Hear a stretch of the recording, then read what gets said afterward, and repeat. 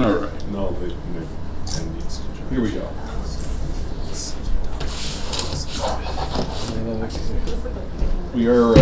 We are taking. We are working on solutions to have for me to teach remotely, for everybody to teach remotely. So, you as you go off on your spring break jaunts, you're probably planning great spring break trips to your bedroom in the dorm, right? You're not or at home. I can't imagine you have a whole lot of things planned at this point. But as you are out and about, it's quite, we don't know what's going to happen. The cases of coronavirus in the United States are increasing pretty rapidly. The confirmed cases, and of course they're going to go up as we continue to test. And as that continues to happen, the amount of deaths happening because of coronavirus in the United States can't go down, it can only go up from here. So, and that will probably continue. So we're on, the trajectory is a pretty sharp incline, and ultimately what they're looking for is for that to level off. And with all the things that are going on in the United States in terms of limiting social contact, you should see that leveling off happen somewhere 3 to 4 or 5 weeks from now. But that's what it'll take. Now, because of that, I think you would be, I know Dr. Cohn talked a little bit about it in chapel, but you would be, don't be surprised. I have no inside information on this, but don't be surprised if our next class is going to be online. Mm-hmm. So we'll see what happens. Yep. This is a Monday class, and our next class isn't scheduled for 2 weeks from now, it's scheduled for 3 weeks from now, because 2 weeks from now you're still on break. Mm. So you're on break next Monday, and then you're on break the following Monday. I didn't know that. Yeah. When So what day is spring break again? it ends on the Tuesday, 2 weeks from tomorrow is when you come back. You come back on campus 2 weeks from tomorrow. If that actually you get the invitation to come back on campus. So we'll see what happens.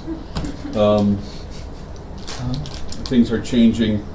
They're not changing on a weekly basis. They're not changing on a daily basis. They are changing hourly. So don't be surprised if the next time we meet it'll be online. All right, there was, tell me again what the assignment was, the written assignment was for this class. The written assignment, come up with 3 ideas, research them a little bit. Yep. And This is part 1? That's part 1. And then part 2 is have a product, show it, present it. Okay, good. Yeah. So those are 2 parts, and we'll get into that. Let's start with that, because I think you're all anxious to do that and come, and I know you brought your Miss Vicky's chips, right, as part of your presentation, the jalapeno kind. Catherine has spent weeks and weeks researching this new Miss Vicky's chip recipe. I was thinking about selling them to Subway. That's right. So you guys didn't know she was Miss Vicky, did you? That's her nickname. So. Awesome. Let's start with that. And so this is your prototype. You're going to come up, bring it to class to share, and then we'll get on with the lecture. I'm looking forward to this. This is fun. So if you have coronavirus, please don't touch anything. There we go. We'll just wipe everything down when you're done. Do you want to do it from there? You can share from there. What? You can share from where you're sitting. Oh, am I going first? Oh, okay. Sure. I was just going to sign in. Or do you want to share from up here? I'd prefer up there. Yeah, come on up. So we'll definitely disinfect it after you, because I know you had that cough. And rumor has it you've probably been infected, so. Sure. Okay. I just gotta log into the thing. A website that I need to show as part of the project. You brought your cat. Yeah.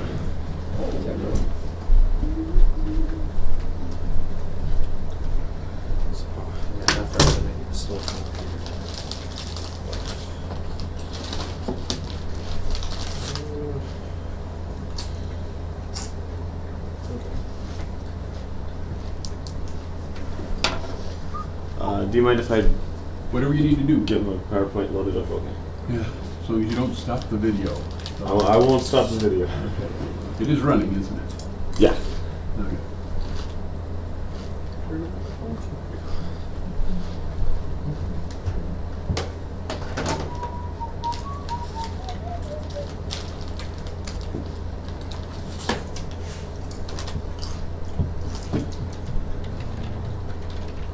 Oh wait, no. It's...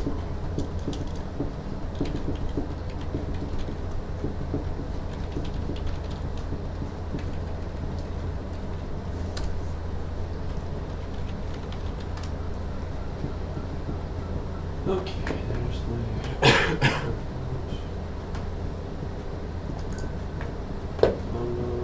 Let me down.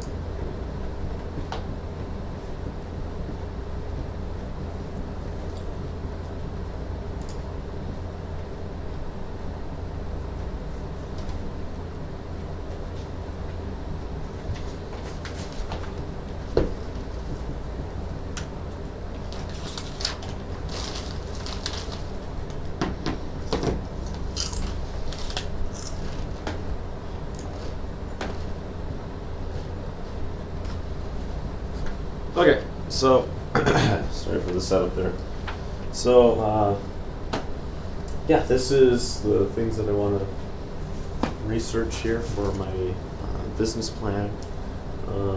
What I want to do. So I want to do some YouTube and online ministry things. So the first thing that I have begun to invest in a little bit is my YouTube channel, Smith Tech. Please subscribe to it so that I can get my subscriber count up. Basically what it is I do tech videos, so informational videos, instructional product reviews, PC builds, and anything that's like super nerdy and that kind of thing. I need to get some parts and stuff for it so that I can do some more reviews and get some more get some more posts. But that's my channel, and that's something I'm actively pursuing. Yeah, I have a lot of connections with a bunch of tech YouTube people right now, so I'm working with that, trying to get some advertising and get it out a little bit more. So that's that. That's the small project. But then this is something that I've been wanting to do for a while. And that's kind of been part of my ministry here at Calvary, but it's something I've really thought about. So OCMG, or Online Christian Ministries Group, that's what I've named my website. So, and that I'm actually building a website. It's in progress, but what it is that I want to help churches, ministries, missions groups, missions organizations be able to better live stream, better their technical experience in terms of what they need, and also have something that can, manage a live production. So all your audio, video. I think I've said live streaming already. All of the technical aspects to having an event or doing something weekly, and then have it all be integrated together so that it can be, they can go to their website, or if they need CCLI licensing for their music to broadcast it, that'll all be taken care of. And so that's something I want to do. I also want to have online teachings and curriculum and some community stuff online, because I think that would be really cool, because you don't really see that in the Christian community. I don't have coronavirus. My voice is destroyed because of One Voice, the musical that ended last night. Anyway, No temperature or anything, right? no temperature. It's been like this for like 3 weeks. I'm not contagious. No one else has started coughing. It's just my voice. Okay. And a lot of phlegm. So where did this idea come from? The idea came from a need that I saw in the church. I saw a lack of proper training in terms of technical things inside of the church. And by the church, I'm talking about the church as a whole. I know individual churches are doing pretty good, but as a whole, it's, some are really stuck behind, but some are also like going crazy, and it's like there's nobody to help each other. You know what I'm saying? There's nobody to, if say like your really old churches, your really traditional churches want to start doing a broadcast, or they want to try experimenting with a few things, they often don't have the tools to be able to do that. So I want to provide a way for them to feel comfortable in wanting to do that. So and there's also one of my points there is that there's some tools for ministry that are frequently disregarded and not used, and that's kind of another point, another angle. And then also, I'm a nerd. I mean, I love doing computer stuff, and so I feel led in the direction of helping out ministries technically, but I also want to lead my own ministry, so I still want to do preaching. I still want to do worship. I don't want to get stuck behind a screen all the time, so that's another thing that I'll have to personally work on. And so now for my product. My product is my website, which I have on my iPad. And I haven't gone live yet with it because I'm still building it. But you guys can pass this around and you can do whatever you want. I can show it on here too. If I find... Wow. If I can find it. And this was a project that I kind of started a while ago, but I haven't really done anything with, so I really want to do it. And I want to do it right. So here we go. I can go on to... I like how everything's like ginormous so that you don't get lost. Yeah, I need to... Like as easy as possible to maneuver. I need to fix some things on it, but this is my site. It looks like a real website. I mean, that's awesome. Yeah. Thank you. I put a lot of work into this. Yeah. You recommend Wix? Wix is good. They have some nice templates. If you're looking for something really easy to work with in terms of the user interface, Wix is like super good. Squarespace is also really, really good for if you're already established and you already have, you already know what you want, your business, and Squarespace is good for that. But Wix is good for this kind of stuff getting started. And I don't like the only thing I don't like so far is this little Be Inspired thing. I need to change that. That's weird. But I have an emailing thing set up. I kind of like it. Is that something that came with the template? Yeah. That's something that came in the template. And I was like, yeah, no, I don't like that. I like Be Inspired better than Be Expired. That's true. Be expired. Yes.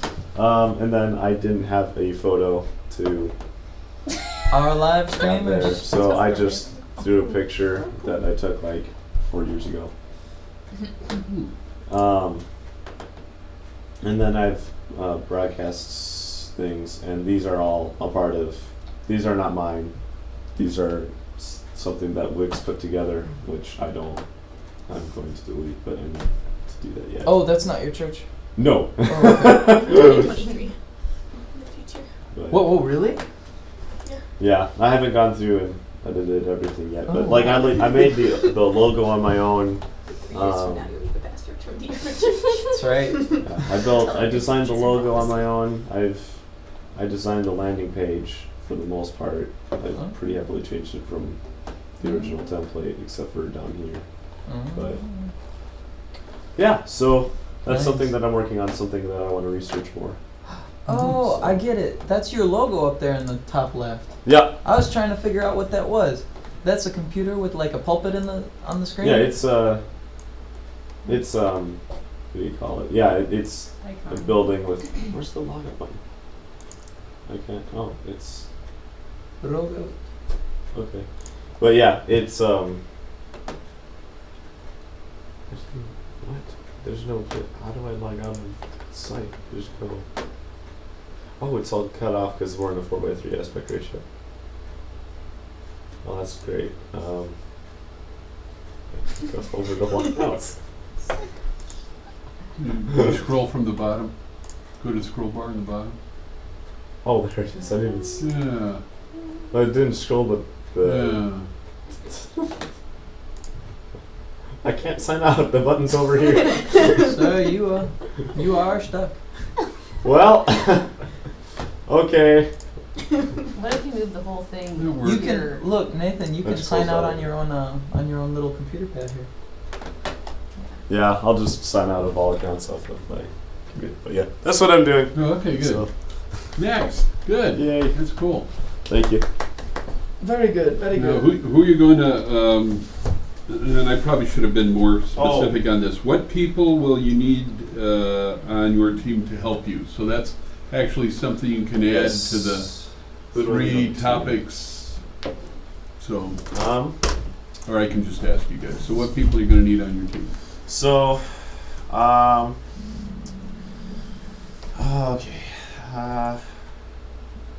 I thought about this and I had a few names and then I didn't remember. I did write them down. I should have.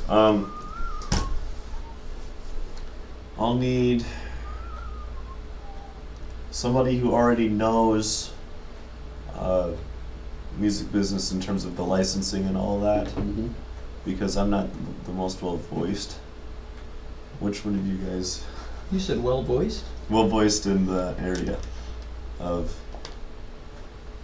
knowing how to do CCLI stuff for live streams? Oh, Dr. Stolberg?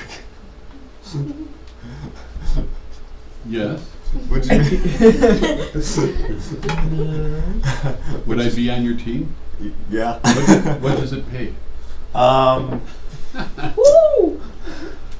can certainly do some advising for you, but Okay. You probably need somebody who can actually devote some time to it. If you Yeah. want on your team. Grace, I know you offered to help out with some things. You Yeah. texted me, so I will take advantage of that. I'm still trying to figure out which way right now. I need to make a game plan for how I want to get this thing launched. Because I already have the site groundwork laid. It's just the next steps that I need to figure out, like how to do. Like most of it's back end. Like Okay. how do I want to manage the live stream? How do I want to register the company as? Like, do I want to register as an LLC? Probably an LLC. Okay. We'll talk some more about all that. Yeah. Okay. So Good. it's logistical stuff. Next. We're going down if we're going down the road, it would be Grace, or Okay. I guess Miss Vicky could go, Yeah. or Martine could go. I So guess for the it's part Martine. of like getting someone on your team, I already did that. 'Cause Yeah. Oh, I nice. asked Martine to help out. So.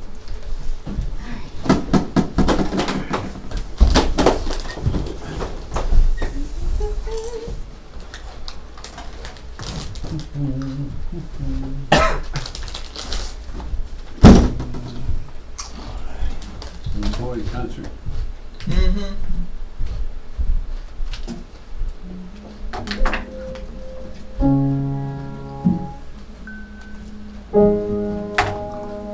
So this piece is an original work that I just made, entitled Unbound.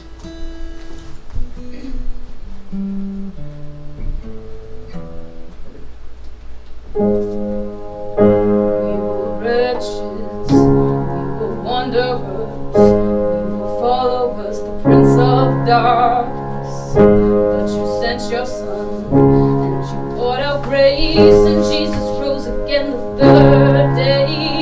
And the skies were open, and now we can open your love, your grace, and your deliverance. We found a reason to change. We found a reason, unchained by the blood of the Lamb. Unbound, won't you lift your chains and be unbound? Won't you lift your chains and be unbound?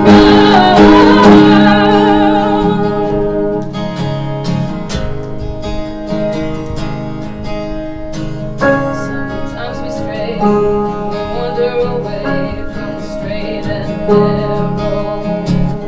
But please ground our faith and renew our strength and help us follow your battle cry. Oh, help us die to ourselves and live as Christ. We found the reason to change. We found the reason to be unchained by the blood of the Lamb. Unbound, won't you lift your chains and be unbound? Won't you lift your chains and be unbound? Won't you lift your chains and be unbound? Won't you lift your chains and be unbound? Won't you lift your chains and be unbound? Won't you lift your chains and be unbound? Help us die to ourselves and live as Christ. Follow your path, Lift our eyes to your love. Unbreak these chains. Help us die to ourselves and live as Christ. Help us swallow your pride. Lift our eyes to your love. Unbreak these chains. We found the reason to change. We found a reason to be unchained by the blood of the Lamb. We can be unbound. Won't you lift your chains and be unbound? Won't you lift your chains and be unbound?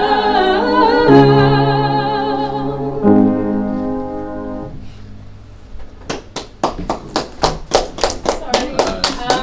I started in the wrong key. Oh, that's all right. Now, when did you write this piece? Saturday Wow, morning. good. So Okay. I promise that was the first time we've ever. Yeah. Yeah, that's very nice. That's just better in practice. another Elton John. Elton John said. I apologize. Elton John said was I'm sorry. asked once. Don't be sorry, you're fine. Elton John was asked once about his songwriting, and he said, they said, you know, do you have to labor over it? And he said, you know what? He goes, if I come up with an idea for a song, he said, if I can't get it mostly down in 10 minutes, it's not going to work. Wow. It's weird because like we practiced it over and over and over again. We had it down, but I just started on the wrong. That's all Wrong right. side of the That's all piano. right. That's nice. It's a nice song. It's a nice song.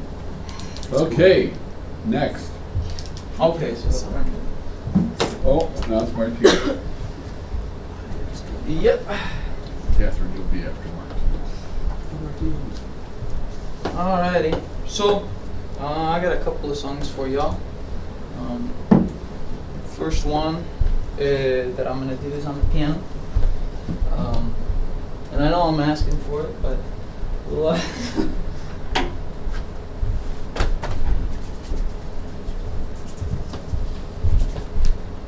Good idea.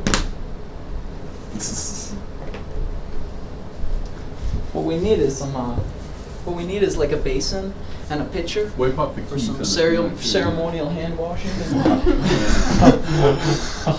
Unclean, unclean. Unclean, unclean. So if my fingers slip and everything now, that's all coronavirus fault. That's not my fault. So this was actually written in the context of last year's Lux Voces thing, and refined over the past couple of months or whatever. But it comes from Psalm 13. If you remember it, it was the theme verse for Lux Voces last year. I'm sure they got a different theme verse this time, but yeah, this is called "I Have Trusted." And if you don't remember, in case you don't remember, the verse was, "I have trusted in your loving kindness. My heart shall rejoice in your salvation."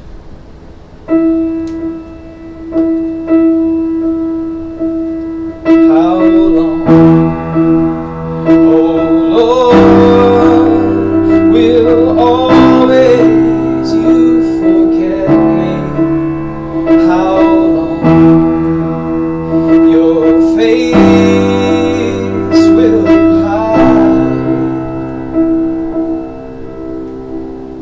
How long my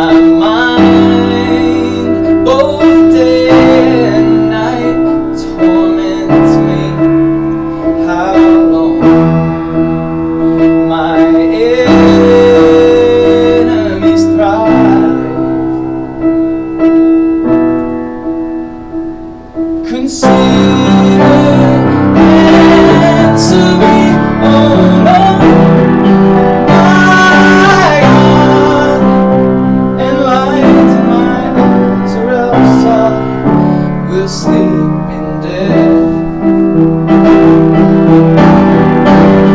And my enemy will say of me, he has been overcome. My adversary will rejoice when I am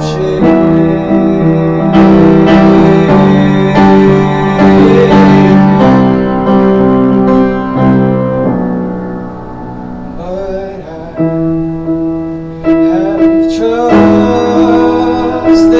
in your loving kindness. My heart shall rejoice in your salvation. But I have trusted in your loving kindness. My heart shall rejoice in your salvation. I will sing to the Lord, for He has dealt bountifully with me. I will sing, oh, to the Lord, for He has dealt bountifully with me. I will sing to the Lord, for He has dealt bountifully with me. I will sing to the Lord, for He has dealt bountifully with me.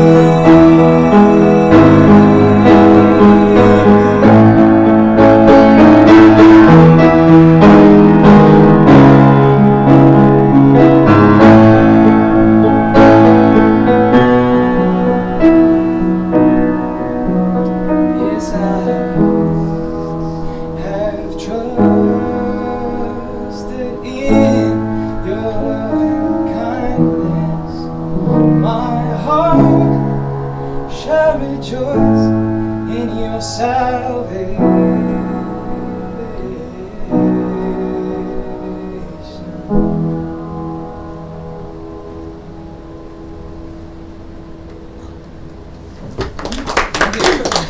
Thank you very much.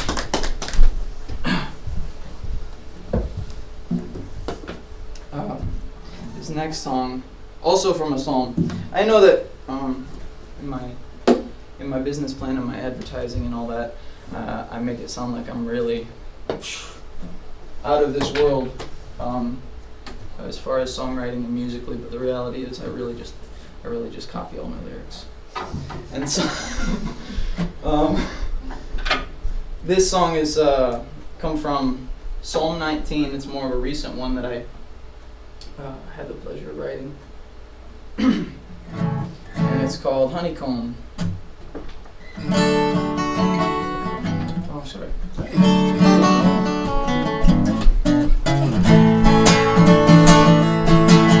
The law of the Lord is perfect, restoring the soul, and His word is sure, making wise men of fools, and His rules are right, bringing joy to the heart. His commands are pure, giving light to the eyes. The fear of the Lord is clean, it endures forever, and the judgments of the Lord are true, righteous altogether. More to be desired are they than gold, less than much wine and gold. Sweeter are your words to me than honey and the lifting of the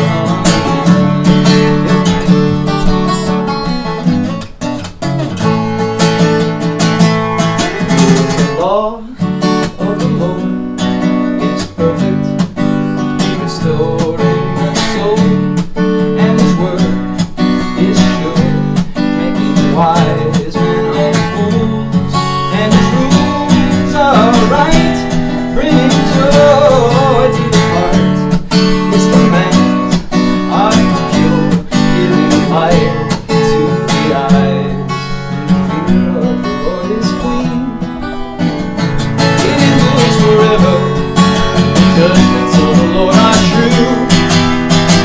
just hold together. More to be desired are they than gold. Yeah, than even much fine gold. Sweeter are your words to me than honey and the drippings of the morning. More to be desired are they than gold. Yeah, than even much fine gold.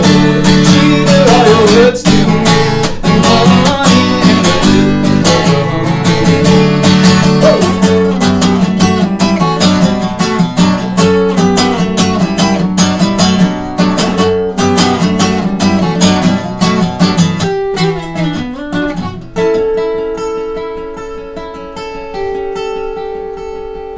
more to be desired are they than gold, yeah, than even much fine gold. Sweeter are your words to me than honey and the drippings of the honey. More to be desired are they than gold, yeah, than even much fine gold. Sweeter are your words to me than honey and the drippings of the honey. Sweeter are your words to me than honey and the drippings of the honey. And the drippings of the honey.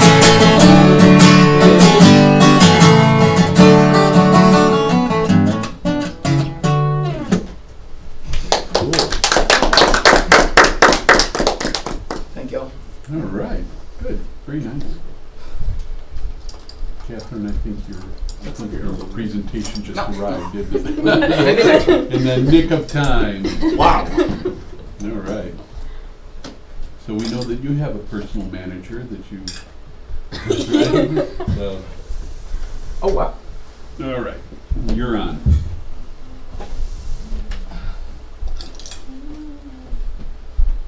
Okay.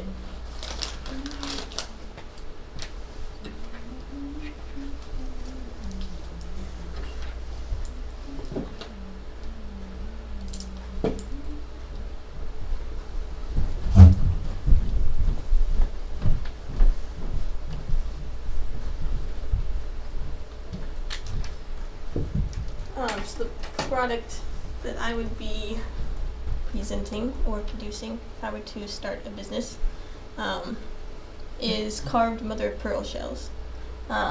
So I learned how to do this in the Cook Islands, which is kind of south of Hawaii ways. And yeah, basically Tokoro Jim, who's the guy that I learned from, kind of started it. He just took these old mother of pearl shells, which they use for like decorations a lot in like Polynesian culture and stuff. And he had the idea to carve them, and he's kind of an artist, and so he like pioneered how to use like a dentist drill to carve them, and he uses just different bits from dentists to carve these. So yeah, so there's like a whole. This is kind of a whole shell. The whole shell is probably about like that big, and then I just cut around it. Pass that down, and then there's like pendant sizes, which can be just like to wear as a necklace. I have a few different shapes. So there's a couple of fishhook shapes. Pass those down too. And there's more like traditional Polynesian shapes, the fishhook, the turtle, which that has some of the turtle in there, and the fishhook. Do you serve them? Yeah. Yeah, and then you'll see there's other like motifs or like symbols in there, and they all like represent something different.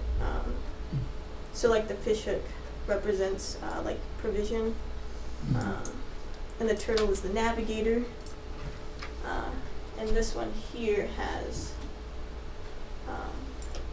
actually it looks like the negative space is the kodu, which means new life. It's like a fern unfurling. It's kind of what it looks like. But yeah, every one of the symbols in there like has a different meaning. And then this one is just a guitar shape that I kind of made up, so it's not like as traditional. But I mean, they have like ukuleles and stuff there That's neat. in the islands. So yeah, all these So cool. thanks. All these have like a strong Polynesian influence and like an island influence. How long does it take to make one? The whole shell piece would be about 4 or 5 hours. Wow. Oh, really? And then, like the pendants themselves, you kind of like make in batches. Gotcha. So you could make like quite a few of them in a day. Mhm. It's just like, there's about 12 steps to make it. Gotcha. And that one's actually the secret 12 stuff I forgot about. Okay, that's awesome. So that one's a little bit less That's what the islandy. tablecloth should look And that one has like. Like the, that small. that symbol there is their symbol for drums. So it's like music and celebration. Wow. You put a lot of thought into these. I know. I love how meticulous it is. That's cool. Yeah.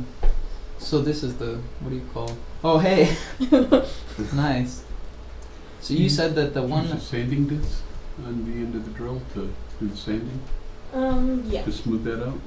Yeah, That so one. there's an initial sanding thing where you take the raw shell and you can see like on the back of this, it looks like just a sanded down back of the shell. So yeah, you like sand the raw shell down with a bench grinder, Mm-hmm. and then you can go around the edges and get that. And then the next steps are, then you have to like hand sand it. Mm-hmm. And then the next step would just be carving inside. And then you can get your sanding done. And, like shape everything a little bit more precisely. Mm-hmm. And then you polish it. So this in the negative space is called the Kodu. Yeah, it's like K-O-R-U. Koru. Kodu. Yeah. Now, Okay. do you actually have to kill the clam, or do you relocate them? Down Or the do you drain. eat it? Just kidding. Well, Those are very cool. Yeah. yeah. So those are all shells So from awesome. Manahiki, which is like a pearl farming kind of island. Yeah. So Okay, they now just- the Cook Islands are near Hawaii, not real near. Not real. So it's like the equator. Yeah. Hawaii's up here, and it's the same distance below the equator. Okay, do you fly straight to the Cook Islands, or do you fly to Hawaii and then take a puddle jumper? There is a direct flight from LA to the Cook Islands. Really? Mm. How many times have you been to the Cook Islands?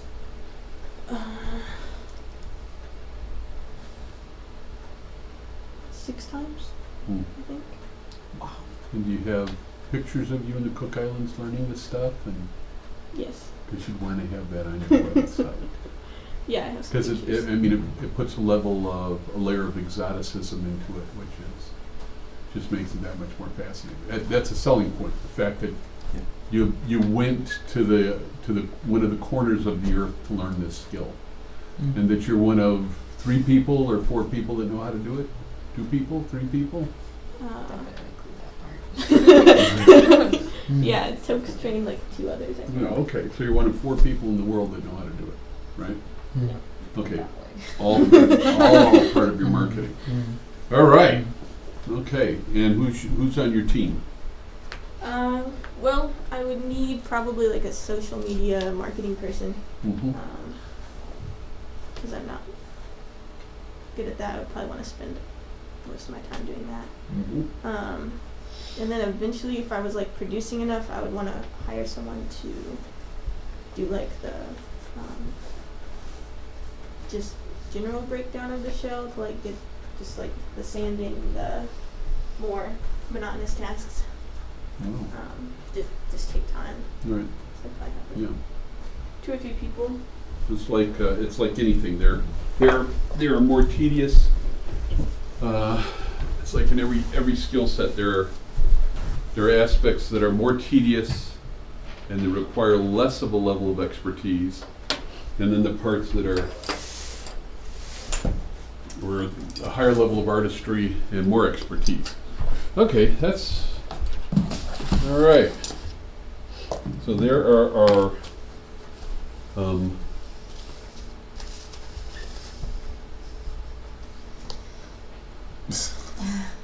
Hand sanitizer. Good. You're right. I don't want you guys to get sick either, so if I have something, I don't want you to. All right. Questions, comments? That's pretty slick. You got the projector. Yeah. Let's turn this off.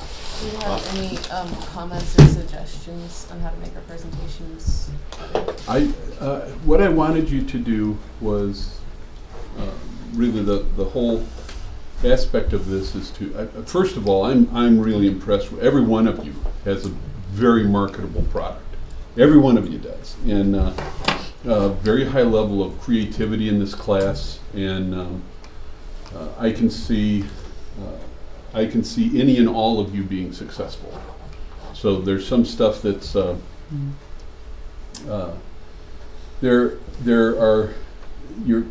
it's interesting because you're split into two groups. One group is your creativity places you in a category where there's not a lot of competition. Okay, so you guys are in a category where you're obviously going to be local, but you could be as you're could get huge. Yeah, That's you could go out and be flying all over the place to do stuff, but there's some uniqueness in your two lines. What you need to do is figure out because you both have unique. Your music is unique, and it sounds like certain things. So when I hear you, I hear some blues. I hear rhythm and blues. I hear some of that kind of low voice. It's kind of an Adele kind of, maybe Adele. I don't know. Maybe you don't identify with it, but there's a bluesy kind of sound to it, folksy blues. I wouldn't say folksy. I would say folksy bluesy, because it's definitely beyond folk music. Okay, so it has. And then your music is, I hear you, and of course, I identify with singers that I'm familiar with. So you come more on the kind of storytelling, Keith Green, which is great company. You both are, are in great genres, and you're both in places where I think that there's. As far as Christian music goes, I think you both have you don't have to have a niche. You could sound like every other Christian band out there. A lot of them sound a lot alike, but you both have very unique styles and sounds, and very marketable if you market it the right way. So, and you're both engaging in live performance. Mm-hmm. Okay. You more kind of out of this, you sing beyond your heart, you sing way down into your gut when you sing, and you sing with all this energy, and you're authentic. So all of you, and of course you don't want to stand up and look like you're doing tech stuff from your gut or from your heart. You want to look like you know what you're talking about, which you do. Just you exude that confidence, and then with you.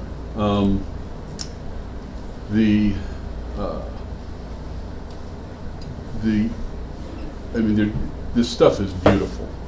Those are beautiful pieces, and there isn't. I can't think of anything else out there that's like that. So, with you, it's just a matter of getting you don't even have to show up. You just have to get your stuff out online. That's all you have to do. So it's not even with you guys. It's personality. It's songs and personality, and you both have it. With you, personality is important, confidence coming off, but your expertise is what's going to sell you. With you, it's just your pieces speak for themselves. So, this is exciting. What a great class. I love this class. I'm just back. Basically, what I'm doing is I'm just observing. I hope you all move forward with your ideas. I think you have gobs of potential. If you're looking for my permission, you have it. If you, I would tell you, I would tell you if I thought you were headed down a wrong path and you were going to waste your time. I would tell you. There's no reason for me to be, oh yeah, go ahead and do that. Nobody's going to buy it. Go ahead and do that. I would tell you, but I'm telling you, pursue this. I think you all have some great stuff there. And surprising, in a class, I don't know what I'm going to do the next time I teach this, because ultimately I'm going to end up in a class where I might have 5 or 6 people, and 3 people might have a real positive product, and maybe 3 people in that class are like, is it too late to switch your major? But but that's not the case with you guys, so I'm really excited for you. Okay, some announcements as we continue. We're still recording. First of all, if you go to Pages, Resources, if you go into Canvas, Pages, Resources, I have provided a link to the SBA, which is Small Business Administration, SBA website on writing business plans. So if you go to that, if you go to Pages, same place where the lectures end up. So if you go to Pages, Resources, you can see the link that'll take you to writing business plans. They actually give you 2 styles of business plans. They give you the traditional business plan, and then they give you the lean startup business plan. A lean startup business plan is like a 1-page plan. We're not going to go over it, because if you can do the traditional business plan, you can certainly do the lean startup business plan. So what you do is you can go there, you can get that information. The SBA, Small Business Administration, the SBA, is loaded with helpful information for anybody that's starting a business. Now, in your case, and in your case, but in your 2 cases, it's a business. Making and selling those is a business. Now, for you, I would have to get beyond. My problem with art is that when I create it, I don't want to sell it. I might give it away to somebody, and I might give it away to somebody that's special, but I don't want to otherwise let go of it. Okay, that's my own problem. So with woodworking and stuff like that, it's hard for me to think about creating something that I'm going to end up selling. If you're beyond that and you want to sell it, a good website person, a good photographer, or a good website person who knows how to do photography, sometimes it's the same person. And then it's a matter of getting your business model in place, and then creating your stuff. And then just like we talked about, getting somebody to blog about your stuff. You get somebody to blog about that, and it catches on. There's plenty there. So there'll be plenty of demand. And the same thing, as you create a business, you're going to have to create a model that you're going to have to deal with issues of liability. You don't have to deal with a lot of issues of and you guys don't have to deal with a lot of issues of liability. You do. Yep. Okay, so your issues of liability, somehow you have to structure. We'll talk about business structures. It sounds like you've already thought through that, but for the rest of us, we'll talk about that. And then as far as you guys, your work happens when you have the dentist drill and you're cranking away on a shelf. Your work happens when you're actually in the venue and you're working on the things that are going on there. Your work happens when you're writing songs, preparing the songs, practicing the songs, recording the songs, and doing live performances, and then finding the live performances. So it's your work is at a very high level of intensity, but you both have the energy levels to do it. So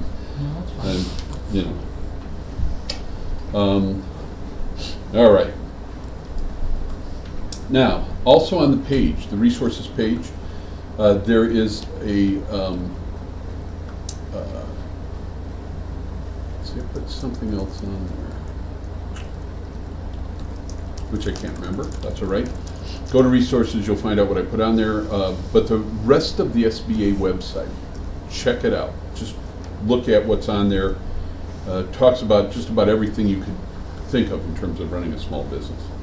Okay, when we come back after break, I'd like you to have read pages 69 through 210.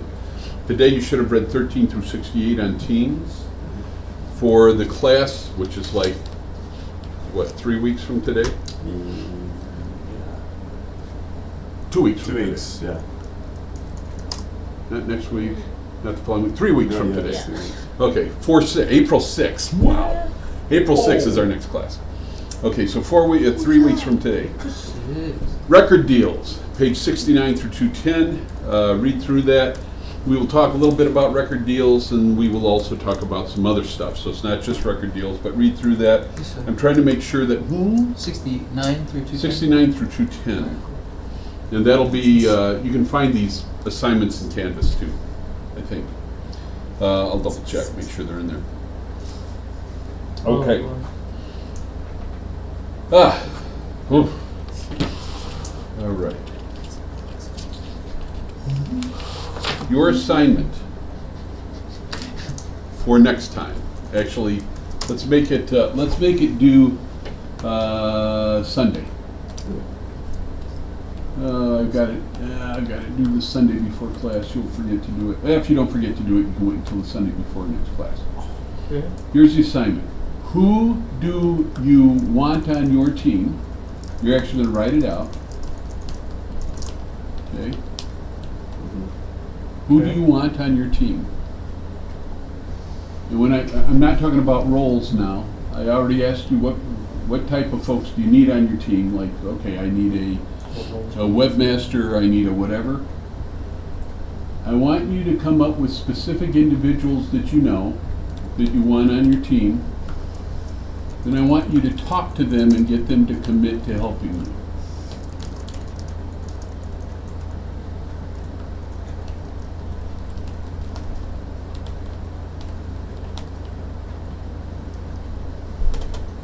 Okay. As Grace leaves her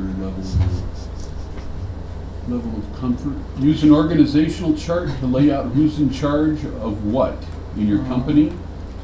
Show how each person's unique experience will contribute to the success of your venture, and consider including resumes of key members of your team. So, your next assignment, you got all spring break to email people and say, I've got this assignment, could you commit to helping me with setting up my whatever it is you're setting up. So here it is again, writing your biz plan. Assignment 2, who do you want on your team? Specific people. Talk to them and get a commitment. Use an organizational chart to lay out who's in charge of what parts of your company. Show how each person's, and write up, show how each person's unique experience will contribute to the success of your venture. Consider including resumes for key members of your team. Neat assignment, isn't it? Isn't that a great assignment? Oh yeah. Yes. Okay? You contact people that can help you. That's what I'm saying. You get them, because otherwise, all we're doing is theory. We're just being theoretical about talking about these things. So we could talk about team members today, which we're going to. But if you aren't out there actually going, as we talk about it, okay, I'm giving you the assignment now. So that as we talk about team members, you can go, this person would make a good team member. Or that person would be cool, I'd like to work with them, but you know what? They probably aren't going to be that good of a team member. Yeah? With me? Okay. Okay. You need two things to be successful in business. You need a product, and you need interest in your product. Two things. We already talked about this last time. Two things you need to be successful in business. You need a product to sell. Your product is... My website, my online stuff. It's not your website. It's your... Oh, my experience. Your experience, exactly. Your knowledge. Your product is Compositions. your compositions, your songs, okay? Your product is shells, carved shells. And your product is music, okay? So you gotta have two things, your product, and your second thing, you have to have interest in your product. Chances are you are going to have to create the interest in your product. It won't happen automatically. It might happen easily, but it won't happen automatically. It won't happen if you think about it. It won't happen if you write notes about it. It won't happen if you read books about it. It will only happen if you cause it to happen. If you cause it to happen, take steps for it to happen, then indeed you have a shot at it happening. That's the way it works. Okay, your business plan is about defining the product you have to offer, describes how you plan to produce and market it, and how to sustain that activity over time. That's what your business plan is, okay? Oh, who wants to be a millionaire? Sure. Anybody want to be a millionaire? I wouldn't mind it. We'll probably have that. I'm going to tell you how to become a millionaire. It is easy. As a matter of fact, it's as easy to become a millionaire as it is to become a successful entrepreneur. They're both easy. You just follow the steps. Here is how to become a millionaire. Now remember, I was a stockbroker for 15 years, and yes, I am a millionaire, but don't tell anybody because I'll share that with you as a secret, but don't tell people I'm a millionaire. And we'll just erase that from the thing. But it doesn't take a lot. It doesn't take a lot of brain cells to become a millionaire. I'm just going to tell you how to do it. It's very simple. Very simple. All you need is time. Okay. So we take $110 today. You don't have to start with $1 million. Okay. This is actually. Let's see. What was the last thing you spent money on? I've asked this question before. I did it on purpose. What's the last thing you spent money on?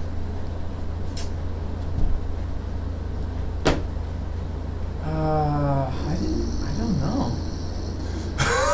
Okay, make something up for me. Okay, a cup of coffee. Cup of coffee.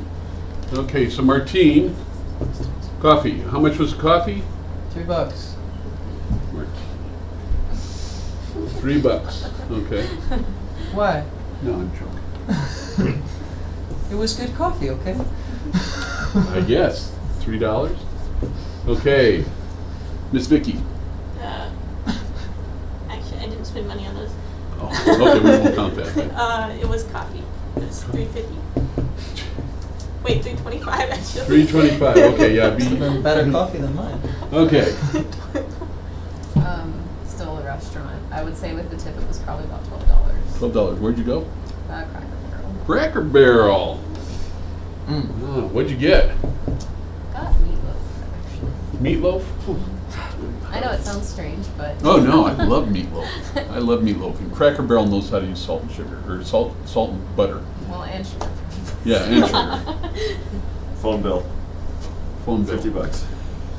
$50. No, $40. Sorry. 40? Yeah, it's 40. Who's your carrier? Sprint. Sprint. Okay, I so have the bring your own phone plan that's unlimited for $40 a month. okay, got it. So $40. Okay, so I mentioned this Oh, because what you can do now to find this $110, you just track where you're spending your money. Okay, track where you're spending your money. You got to have the phone bill, but maybe you can save a little bit. But here's all I'm suggesting that you do: you come up with $110. Okay, this I've told many people how to become millionaires, and surprisingly few of them actually followed through and became millionaires. That's why there's so few millionaires in the world. It's easy to do, but people don't do it. Yep. So you take $110, put it in an IRA. If you work for somebody, you can put it in your 401k or your 403b. If you work for a corporation, it's a 401k. If you work for not-for-profit, it's probably a 403b. Simple. Take $110, put it into an IRA if you don't work for somebody with a retirement plan. If you do work for somebody that offers a retirement plan, stick it into their retirement plan. Step one. Step two, put that money into a large cap growth. Doesn't have to be growth, could be value, but we'll say growth mutual fund. Okay, there's a bunch of them. Large cap is a large company. That's the largest companies in the United States. You're going to find a mutual fund. They're all going to, right now they all have Microsoft, Google, Apple, Facebook, they're called the FANG stocks, and Netflix. There's just about every mutual fund in the universe has those stocks in it. Okay, so you're going to put that in there. This money, you're going to stick into this large cap growth fund. With me? Average return on a large cap growth fund is, over time, 10% a year. That's the average. Sometimes it does better. Sometimes, like right now, it does horribly well. But normally it's 10% a year on average. Questions? Yeah. You said that we put it into the IRA or the 401k. So how do we put it into both? What do you mean? Or it's either this or this. No, I mean the IRA, 401k, or the 40, and then you said Any one of these. Any one of these. You just put it into one of those. So either into the IRA, the 401k, or the large cap growth No. fund. Either any of these. That's what I'm confused about. I'm not confused about Okay. within step one. I'm confused about how does step one go with step two. Okay. You're going to take this money and put it into a tax deferred retirement account. Okay. Uh-huh. So a retirement account. Okay. I'll just put retirement account. Yeah. Okay, once it's in that retirement account, then you have to make an investment choice. Once it's in a retirement account, you can put it in all sorts of things. You can put it in a CD, you can put it in a bond fund, all sorts of things you can invest that money in. Gotcha. But you're going to take the 110 and put it into some type of retirement account. If you don't work for anybody, you can stick it in an IRA. That's the simplest, easiest, cheapest retirement account. Okay? So you can pop it in there. You're going to start with $110. With me? Yeah.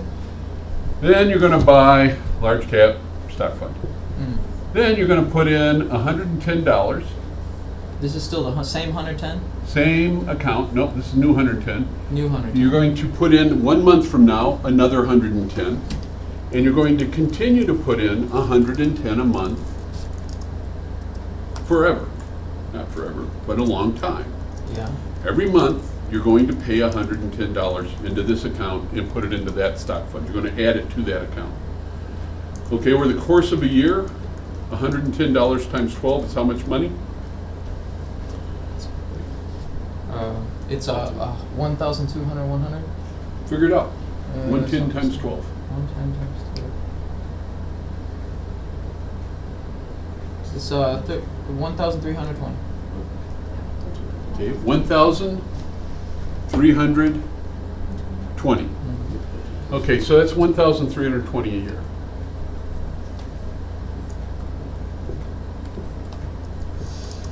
Now, you could put in 1,320 a year, but it's better to put it in monthly. And the reason you're putting it in monthly is because markets go up and down. And if you were doing it right now, you'd be buying much more stock at a much cheaper price. Okay? So you want to do it all the time, regardless of what the market's doing. So you take 110, you open the account, you put in a large cap growth fund. The next month, and on the first of each month, you take another 110 and you add it to the same fund, or on the 15th of the month, or whatever it is that whenever you started it. Okay? If you're 20 years old today, if you're 20 today, and you do this until you're 65, that money will be worth $1 million.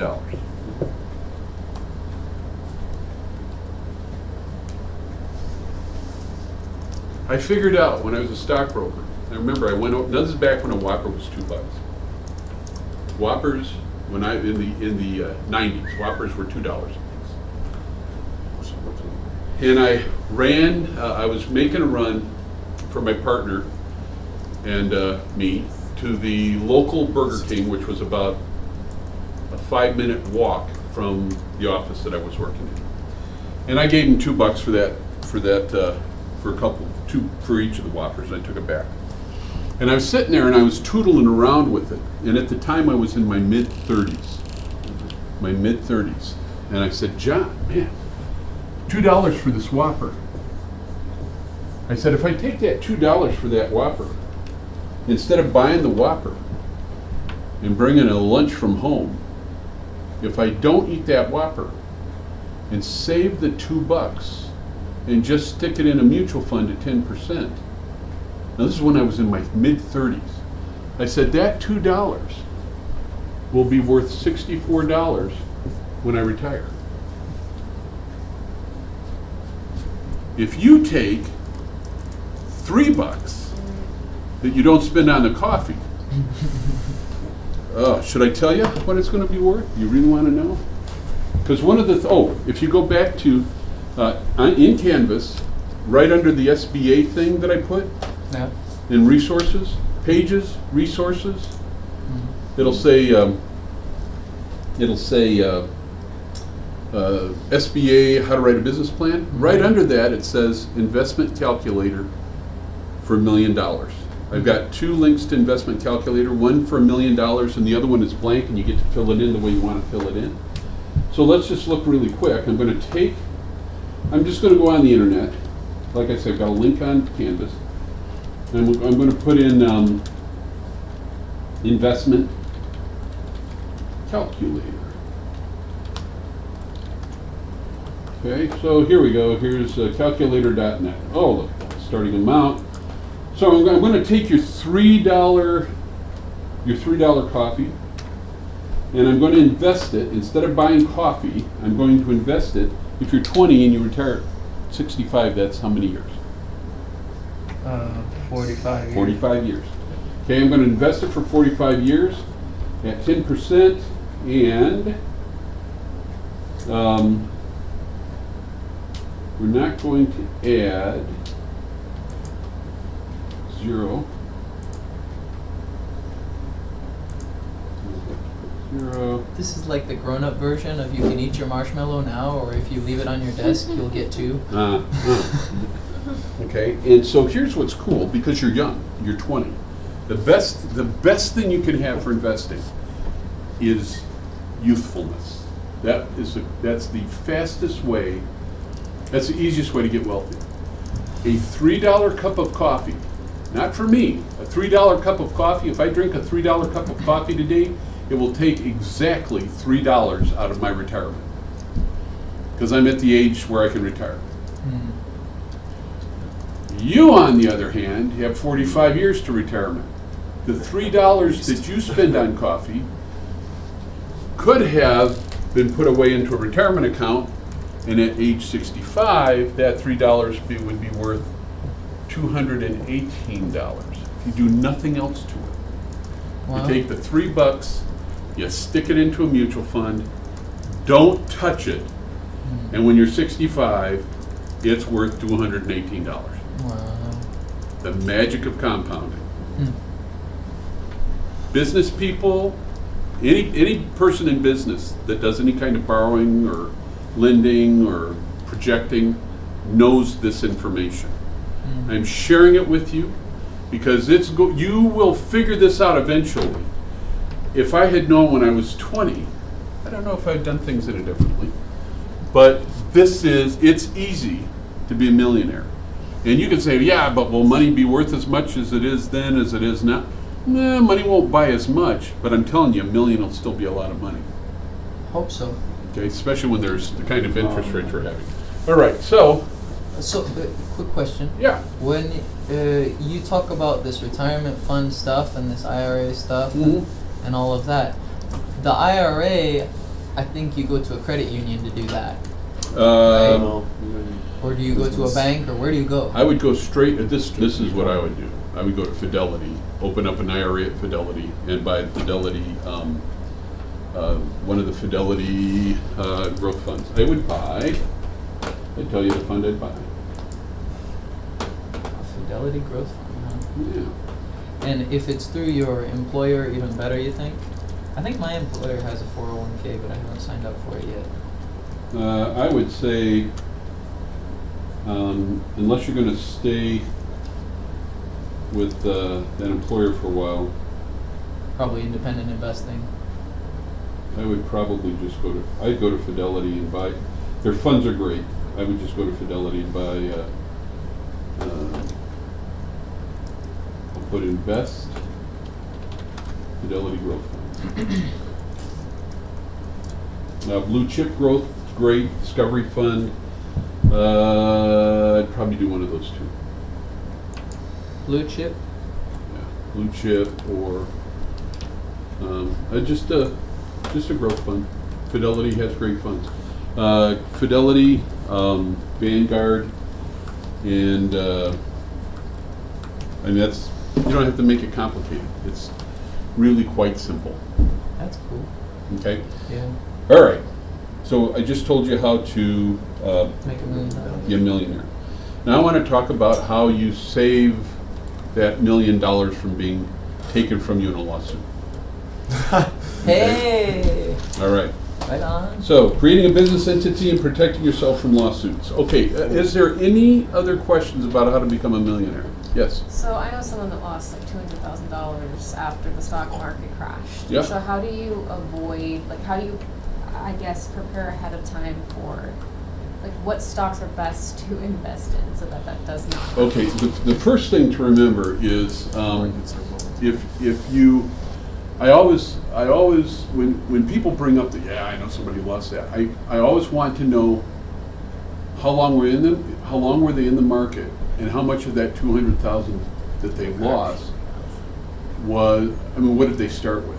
Okay, so if you were to invest, if you invested 2 months ago, if you won the lottery and you had $1 million and you took the $1 million and you invested it 2 months ago, your $1 million right now would be worth probably $650,000. Okay, you'd be down 35% maybe. Okay, and that sounds horrible, but you don't have that problem if you start when you're 20 years old and you kick in $110 a month. You don't have to worry about it.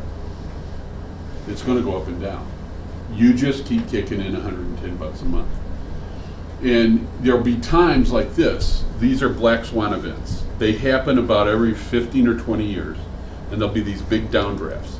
For me, it was 1987, and the market dropped 40%, and it recovered within a year completely. And I was invested at the time. I just held my stuff. Yes. When you. By the way, it's the wrong time to sell. Is when it's down 40%. So. That's what I was gonna ask. Is like it would be a really good idea if I'm getting into investing to like buy a bunch of it right now. This is a great time to be investing. It's a great time to be investing, but don't put any money in the market that you're going to need in the next 2 years, because what's going on right now with the coronavirus It's probably gonna keep going on for a while. this is not going to be over in 2 months. There's no way. Yeah. Okay, they may be able to mitigate it, but it's not. This is something we'll be dealing with for a while. And you're talking about globally, because I mean, they say that once the weather gets warm enough, it will kill the virus in some areas. But Yeah, maybe not and it'll others. come back in the fall. Right. It's not going to wait. It'll just come back, and eventually they'll come up with a vaccine, and then we won't worry about it anymore. But it doesn't matter. There'll be something else out there. Just look up pandemics and look at all the pandemics that have happened in the past. Oh yeah. So as long as there's people messing around in laboratories creating nasty bugs, this is going to be just a reality of life. So Yeah. anyway, how to become a millionaire? Other questions?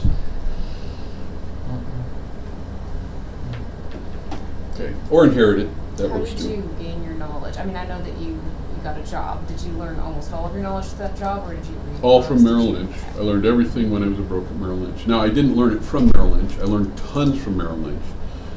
But I had a fascination with it. And because I was in the business, I read lots of other stuff. And it's shocking how easy it is to get wealthy. It is shocking. It is very easy. It just takes time. It takes time and discipline. So enough of that. Look at Jeff Bezos. So that's talking about retirement, though. We don't. That's money that we're not going to access until we're retired. You know, 65. Like 65. Yeah. Yeah. Yeah. But what that does is then it releases you from the burden of having to worry about your retirement. So you're going to be retired for the first time in the history of the universe. I was in the generation.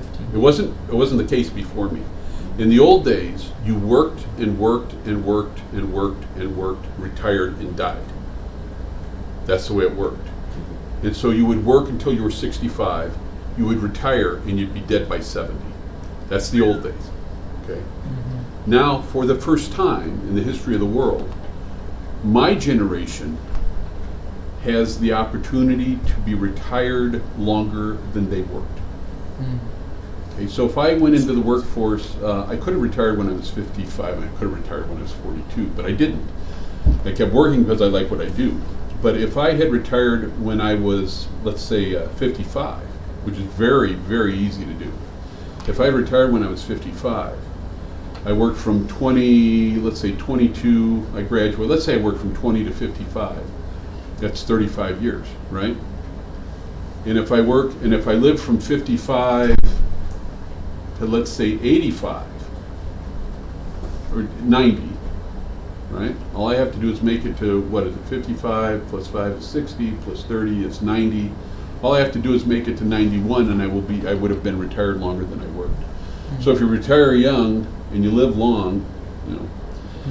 But statistically, for my wife and I, and we're both in our early 60s, the chances, there's a 1 in 4 chance that one of us will see our 100th birthday.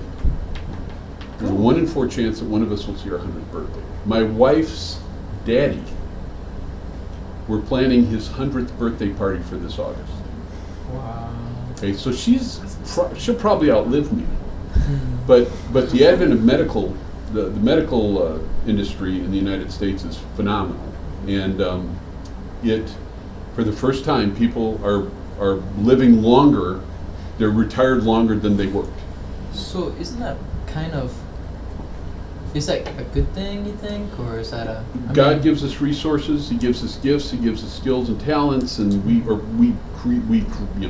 develop our skills. He gives us aptitudes. But the point is that it's always a choice of, are you going to use it for God or not? So I continue to do what I do because I want to continue to serve God, and I'll continue to do it as long as God allows me, as long as He gives me the health to do it. And so it's not that, why God put you on the earth? Yeah.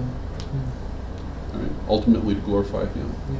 So to suggest that somehow I can't glorify God if I'm not working is a misreading of Scripture. I guess that's not where I was going with it. My question was more like, I hear a lot of, especially recently, I hear it talked about as though it's a bad thing that the general population is aging and less young people to old people ratio, but if each person were responsible in taking care of their own retirement rather than relying on other people to pay into a Social Security fund and basically support them. Yeah, you don't have to worry about anybody else but you. Yeah. God has given you your life to live, Yeah. and you don't have to worry about anybody else. Now, you do have, if you have babies, you Sure. have to worry about the babies. Uh-huh.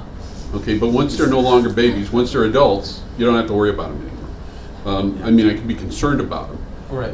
But my children, all 6 of them, are not my responsibility anymore. I wasn't placed on this earth to live their lives, and they were not placed on this earth to live a life that I want them to live for themselves. They get to make. God gives you the life that you have, and then you get to make the decisions on that life. It's not. I'm not making the decision for his life, and he's not responsible to me to make decisions that I want him to make. Are you talking about me? I'm You talking came about in all at my just the kids. right time. I mean, What did Okay? I miss? I just told everybody how to become a millionaire.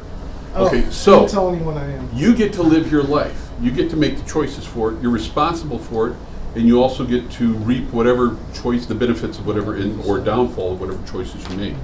So God delights in the fact that we. Why don't you shut that door? The fact that we live our lives for Him, and He delights in our uniqueness, and that's I love what I do because I see all this creativity and stuff going on. Okay, so creating a business entity. What are potential liabilities in life? Potential liabilities. What's a liability? Anything that you're anything that can be used against you. Okay, I like bad. that. I like that. Let's just That's say a great liability is something bad. You like Yeah. it? I do. So what are potential liabilities? Anything you own. Okay? Yeah, that's not. No, because some of the things you own are assets. Okay, let Your me assets could be let me ask whatever. another question. Okay. You're going to work in your assorted fields, all of you, in a certain sense, create creative positions and kind of artistic endeavors. And I'm so, gonna take this. I won't be back, but I'm sorry. okay, Thanks for the 5 minutes.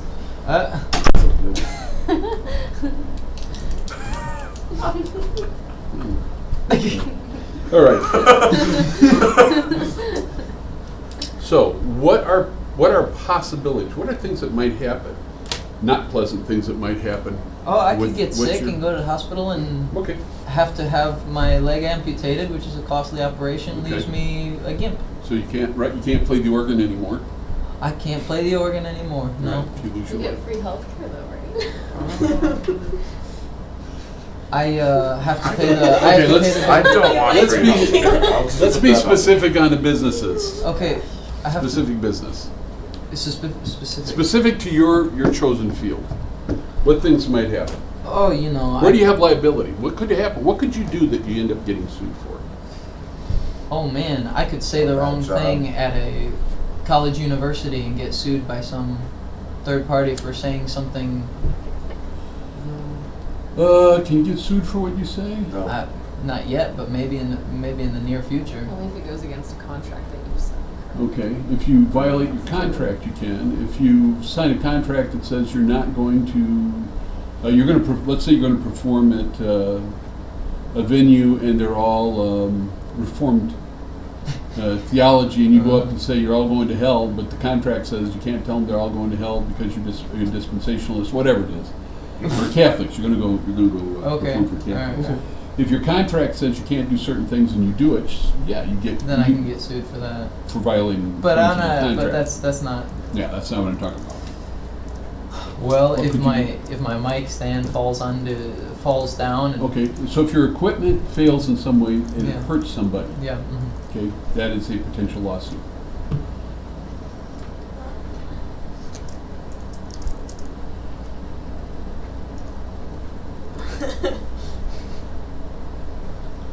I could accidentally hit someone with my drill. Okay, you could hit if you have the publican to watch you work. Oh yeah. Okay, so if you decide to go do a craft fair, we talked about this, and go take your little portable generator and you're carving shells, which is a great way to build interest in your product, because people are going to stop. People love to watch artisans work their craft. They love it. If I were going to do woodworking, I'd want to go turn bowls. I'd go get some logs, throw them on my lathe, and turn logs into bowls, because it's fascinating to watch. But if I'm turning that bowl on my lathe and all of a sudden the bowl flies off the lathe, which happens, Yeah. and that bowl fragment hits somebody in the head or they lose an eye over it, that's an immediate lawsuit. Oh. Okay, so for you it might be, it could be a malfunction of one of your tools. It could be that some little kid picks up your shell thing and swallows it and chokes on it, and you didn't put choking hazard, do not give to children under 3 years old, or whatever it is that you have to. It's just like now on YouTube, you have to say that this is not appropriate for children or appropriate for children, because they have this whole new set of laws. Mhm. Okay? I don't really think this would happen because I probably would bring my own equipment. But if I am, like, say, using somebody's piano, and if something were to happen, if I were to somehow damage the property, then they could potentially file a lawsuit. Okay, so if you do something, generally not because of an accident, but because of malpractice is what we do. Yeah. So if you went up and you were working on it with a piece of their equipment, and you did something that you should not have ever done with that piece of equipment, yeah, they could sue you for that. Okay, and how about your potential lawsuit? My potential lawsuits. So if I screw up my production, like if there's a technical glitch or like something, like the internet goes out and I don't have a backup plan, or I don't have a backup fiber cable or something, they could get after me. If I say I break contract, like I broadcast something that they didn't want broadcast, or they Right. only have certain parts that they want to broadcast, and I Right. broadcast the whole thing, or Yeah. not enough of the thing that they wanted, that'll get me in trouble. Yeah. If I broadcast something that they don't have a license for, that I didn't make sure that they had a license for, they can sue me, and other people, the third party, can sue me. Yeah. Let's see, if I don't deliver properly, that's kind of what it Yeah, just talked about. your contractual obligations, and you don't do what you're supposed to Yeah. do, that's a suable offense. That's the big Sure. Now, all these things that we're talking about, I'm a worship pastor at a church. If I do a piece of music in the church that is not properly, the license is not properly paid for, and I violate copyright, now actually what'll happen is that the church will get sued. Okay, so, or if I am, in terms of working for the church, if I offer some kind of counseling that ends up going bad, I can get sued. Generally, you're protected because of the pastoral position. When I was a stockbroker, if you're a stockbroker right now, your phone is ringing off the hook, and people are saying, "Why is my account down 35%?"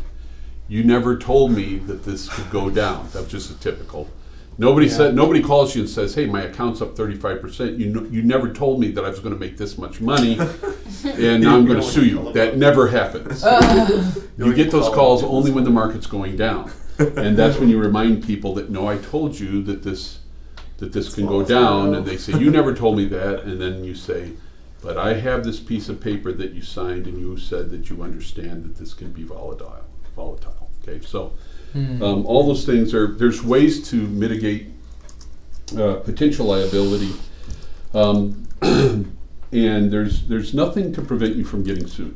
Don't worry about it, but be aware that it's a possibility. So we're going to talk about how you're going to structure your business. Now, your assignment for next time is to go out and assemble your team. You're going to go find all these people, and you're going to ask them to be on your team. You're going to actually name who these people are, right?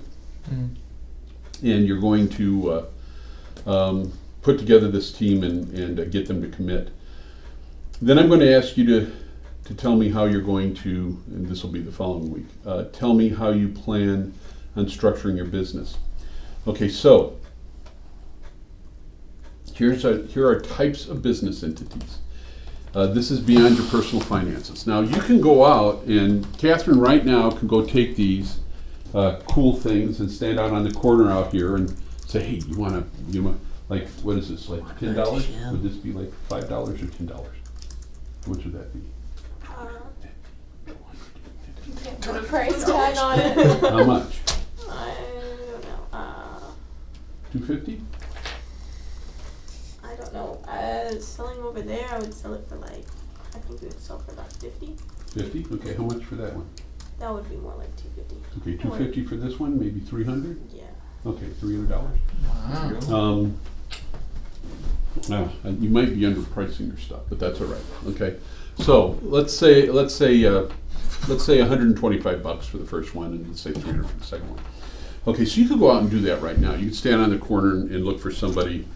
This is probably wrong corners out here, but you could go down to the plaza. Go down to the plaza and set up a little stand, and probably before the police come and ask you to move on, you could probably sell everything in the box. Okay, so especially when you explain how you do it. All right, so you can just go down and do that now. They can hand you the cash. You can put it in your pocket. Now, ideally, legally, you need to pay taxes on the money that somebody gives you for what you've done. So you're going to pay. You're going to charge $300, and you had to pay 50 cents for the shell. How much was that shell? You get a bag of shells. Bag-o shells. Shells are us. Send me 20 pounds of shells, and it's going to be $40. So let's say that particular shell was $1. Okay, so you get to subtract that. So you're going to have your gains are going to be $299, and so you're going to pay taxes on that. When you file your income taxes, you write down I sold some shells, and this is how much. This is how much I made after I subtracted my cost. And then they're going to charge you. They're going to charge income tax and Social Security, both sides of Social Security. So it'll be income tax plus another 15.5%, okay, and state tax. It's income. That's the way it works. So if you have a problem with that, vote Republican next time, okay? So, Yeah. Reaganomics. but we're not talking politics. I'm just telling you, if you don't like paying taxes, if you like paying taxes, or if you like socialism, vote for the Democrat. So I'm not promoting one over the other, by the way. Just I will. Oh. choose your poison. Okay, so here's what you can do. This is basically just functioning as you. Okay? If somebody hires you to come over and mow their lawn, and they give you $40 for mowing the lawn, you should pay taxes on it. If somebody wants to take a lesson from me, they call me up and they say, "Yeah, I want to take a lesson from you." I go, "Okay, I'm $50 an hour, so come on over. I'm cheap. I'm $50 an hour." Right. That's- Yeah. So they come on over. I give them. I only do tenors also. I specialize. So yeah, come on over. I give them a lesson, and that happens sometimes. They hand me a check for $50. I claim it on my income tax. It's extra, other income is where it ends up on the, and I pay taxes on it. Yeah. What about tips? Does that kind of depend on the job? Do you still have to? Okay. Any income you get Because that is can be taxable. considered. That's not considered a gift. But No. gifts you don't have to. Tips are not gifts. Okay. Tips are income. You get. Yeah. Yeah, you have to pay taxes. So I was just wondering, like, if there were particular situations, because if you're working, like, as a barista, for instance, that's pretty common. But That's if it's tips. just, like, some random job, like, I didn't know. Anything you get income for. If you go mow somebody's lawn, or you go take care of an old person, or run them to the library, they give you money, that's income. Okay. All that's taxable, yes. Getting back to the tips thing, most companies track all the tips that come in, don't they? And then They figure out are taxes on them. supposed to. There's Okay. a lot of, in the restaurant industry, there's a lot of unreported tip income. That makes sense. And that's becoming less and less the case. You Yeah. can't not report it. If you go to a restaurant Mhm. and you see somebody busting the table afterwards or clearing the table, and they take the $15 cash Put it tip in their pocket. and pop it in their pocket, they're not They're declaring. not going to declare, yeah. Okay, That's, but if it's on the credit card, it gets declared. yep. If they do that though, aren't they? They should declare it. Okay. Yeah, they're supposed to declare it, Yeah. Yeah. but It's But not they're going to probably be not. declared. they're not declaring it. So I'm sure there's people out there. If it were me, I would declare it because I'm a Boy Scout. So I pay my taxes. There's no reason for me not to. So, all right. So we're going to talk about structure beyond that. So you can just do this, okay? Yeah. But if you sell the shells and a little kid chokes on it, you should have put that warning label on there, but you didn't. So the kid chokes on it, you get sued. They can come in and they can sue you for your stuff, and they can over here. Remember that IRA? You're 65. What's it worth? What's your IRA worth at 65? What's your IRA worth? It's going to be worth $1 million. Okay, so there's different ways we can write that. I'm just going to put 2 M's because that's what we used to do in the brokerage industry. That's $1 million. Okay. Okay. All right. 1 M is 1,000. 2 M's is $1 million in the brokerage industry, as opposed to 1K in every other industry. What's with All the right. line through it? Is that just that's Just part of you the could symbol? do an M with 2 slashes. Okay. Okay, so all of that, you're personally liable. All of your money is it's possible to lose all of that. Okay, so I'm going to show you how to protect it. So what we're going to do is we're going to start with sole proprietorship. Now my wife has her eBay business is a sole proprietorship. So she is it's not incorporated. It's a sole proprietorship because she doesn't have she has very limited liability in her business. Real simple. If she sells something and somebody doesn't like it, they send it back and she sends their money back. So the only thing she could get sued for is if she sells something and it ends up in their, let's say she sells a bunch of, she wouldn't, but let's say she sells a bunch of lithium batteries and doesn't mark the package as being lithium batteries, and they put it on a plane and it blows up and the plane falls out of the sky. That's a lawsuit, okay, because she Very didn't big follow the rules. She didn't follow the rules. Okay, so a sole proprietorship, it works just like it's you. If you have no assets, you have no money, you can't afford a lawyer for anything else, set up a sole proprietorship. Okay, because what a sole proprietorship is going to allow you to do is you're going to get a tax ID number that's different than your social security number. And then if you want to buy stuff, okay, if you're going to sell, if you're going to sell T-shirts, okay, you're going to have to buy the T-shirts. If you go to buy the T-shirts, you're going to go over to Corey's student T-shirt making business, and the students are going to make you 100 shirts, and they're going to charge you $500 for those 100 shirts. And you're going to turn around and sell them for $10, let's say. Okay, $10 a piece, so $1,000. Sounds good to me. Okay, when you go pay for them, they're going to charge you $500 plus whatever sales tax is, which is going to be probably 10%. Yeah. So 10% of $500 is $50. $50. So you're going to pay $500 for the shirts. You're going to pay $50 for sales tax. So you're going to pay $550 for the shirts. Yeah. Okay. Now, if you have a tax ID number, you can get a state certificate that says anything you're buying for resale, you don't have to pay sales tax on. Oh. Now that's what my wife does.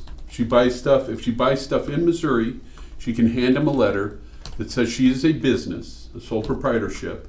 She has a tax ID number, and so she doesn't have to pay sales tax. So if she goes to an auction, which she does every week, and she pays $700 for the stuff she buys at the auction, which she just did, instead of paying $770, she doesn't have to pay that $70 because she is going to resell it, and she has a certificate from the state that says she does not have to pay income tax on the stuff she's going to resell. You need that. You need that on your raw materials. You need that on your T-shirts, same thing, CDs, all of that stuff. You need that on all of the equipment that you source for your clients that you're going to install for them. You're buying it, right? You're going to buy the equipment. There's the way it works normally when you're doing your kind of business is you buy the equipment at wholesale. You might pay $3,000 for it, and you're going to sell it to them for $4,500 and charge for your fees for consulting. You don't want to pay sales tax on that because you're going to charge them sales tax on it when they buy it from you. Could you just give like a visual representation of what you just said? Yes. So I can write it down. You want to get a tax ID number so that from the state you can get a tax certificate, a certificate to purchase stuff without sales tax. It's a reseller certificate. So the only stuff you can do this with is the stuff that you're going to sell to another human being. So instead of you paying for it and paying sales tax on it, and then selling it to another person, and they pay sales tax on it, that you have to go back and give it to the state. You're going to save 10% on every transaction. Okay. So you do sole proprietorship, tax ID number, you save some taxes. It doesn't limit your liability. The liability still falls to you as a person, as an individual. What you're trying to do by limiting liability is shifting the chances of you getting sued over someone else getting sued. So what we want to do is create a situation where someone else gets sued instead of you getting sued. I like that. Okay, good. And the someone else is an entity. Okay, so that's a sole proprietorship. Okay, that's basically what you're doing right now, but now you have a tax ID number. Make sense? Yeah. Okay. Sole proprietorship, sole proprietorship, sole proprietorship. Not going to work for you. Okay. Next, you might do a partnership. If you start a band, okay, if Grace and Martine decide that they make beautiful music together when they play together, you're playing the guitar and you're playing the piano, you decide to start a band called Grace and Martine, or maybe Martine and Grace. I don't know. There's a couple ideas I have floating around my Man. Grace first. No, I'm just Grace. kidding. And you decide to write. It's like Simon and Garfunkel. Okay. Yeah. So you decide to do stuff together. Okay, as a partnership. Okay. There's two kinds of partnerships that you can do. A general partnership works kind of like a sole proprietorship, except that it involves both of you. There isn't anything for my wife to set up with me. The business is in her name. If she set it up with me, it would have to be a partnership because I'm another entity. Sole proprietorships are for one person. But she could set up a partnership, a general partnership. In that case, it works like a sole proprietorship, except that it splits out. The way a general partnership works is that you have this entity here called whatever it is, and all of the taxes, all of the income, all of the liability flows equally to the partners. Okay? So bands do this a lot of times. Yeah. Then there's something called a limited partnership. A limited partnership is a little different entity, and that's usually done for investing. And just briefly, what it means is a general partner manages the business, has unlimited personal liability for all the debts and obligations of the limited partnership, and the limited partnership member doesn't. So in a limited partnership situation, the general partner has all the liability, but also has all of the control. In a limited partnership position, if you're a limited partner, you have no liability, but you also have no control over the company. Yeah. Okay, and that's not going to work for anything that you guys are doing. So right now we're thinking sole proprietor, just yourself. Then we go to sole proprietorship. Then we go to partnership. Now all of these are ways to deal with taxes and income in ways to make it easy to share control or share. Liability? Well, you share liability. Yeah. So when I had, well, we won't talk about that. But now we want to find ways so that if you get sued, your $1 million IRA over here doesn't get hauled off to court. They take that from you. And the first one, the next step up from a general partnership or from a sole proprietorship is a limited liability company. And a limited liability company is a formal. It requires articles of organization. So generally you use an attorney to set it up. It's much easier to set up than a corporation, and it's much cheaper to set up than a corporation, and it's much more flexible than a corporation. But what a limited liability company does is it gives you an umbrella. Okay, the way it works is this.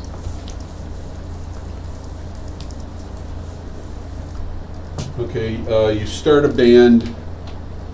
And it's Grace and Martine, and I don't know, maybe you guys all start a band together. Right on. Catherine and Nathan are in there, and okay, so you got it all. Right on. Right And on. you form this under the umbrella of a limited liability corporation. Now, what the limited liability corporation does is a couple different things. Okay, the first thing it does is it allows, as income comes in,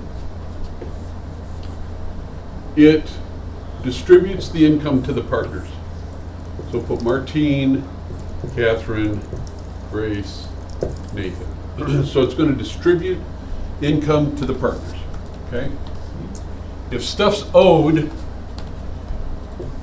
the money comes out equally from the same partners. Okay? So a limited liability company works much like a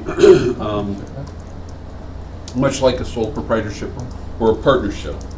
Okay, but it does something that a general corporation doesn't do. It doesn't double tax your income. Okay, so this is the initial step to limit your liability. This is you. What it does is it allows money to flow freely between the partners and the people that you're paying or receiving money from, but it puts this level it limits your liability. Okay, so now you're at a gig and somebody trips over one of your cables and has to go to the hospital because you didn't tape the cable down.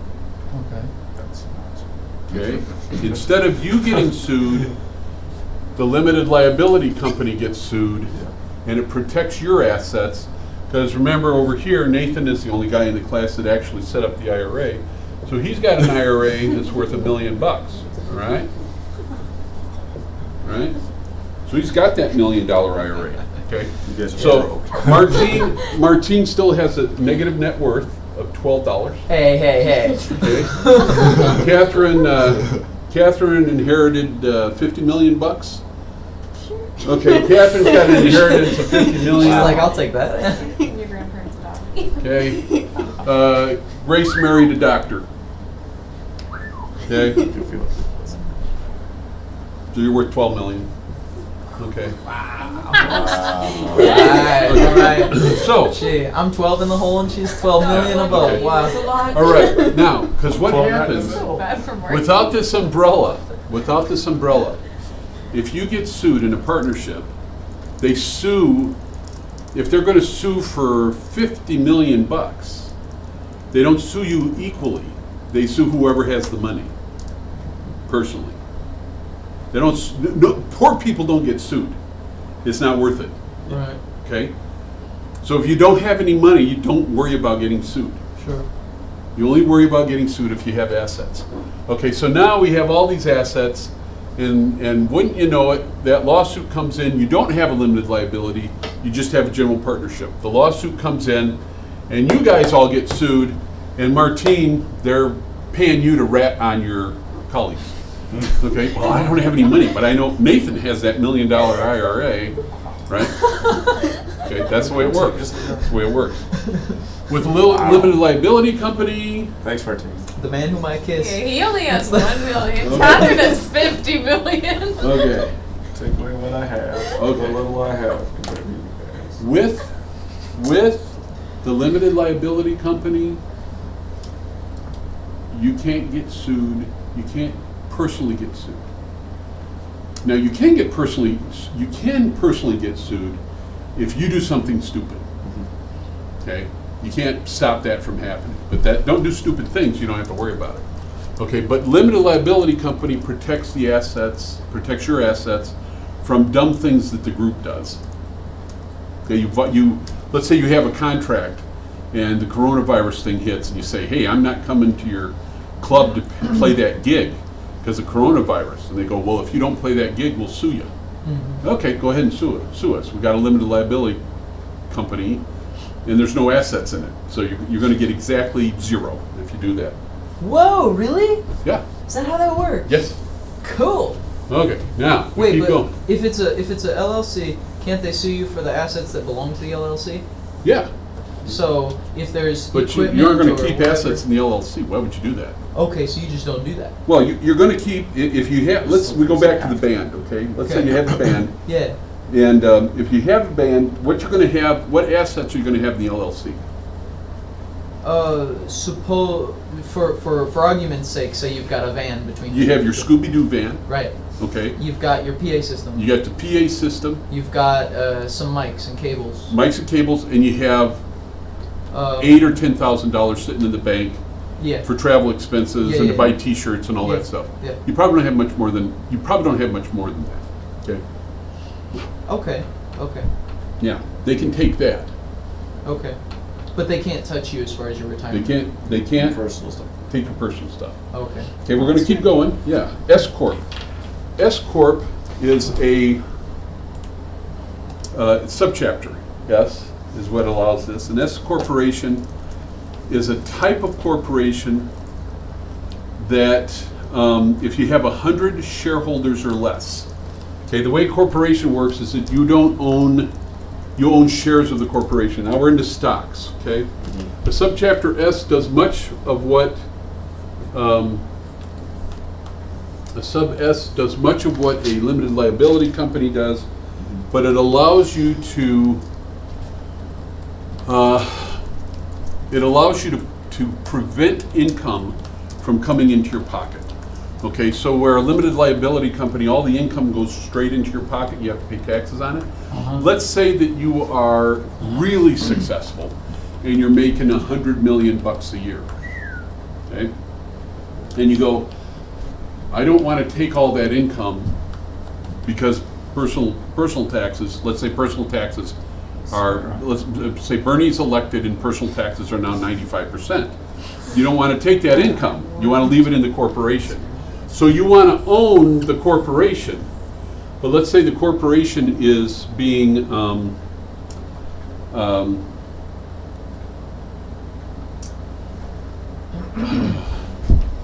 now, if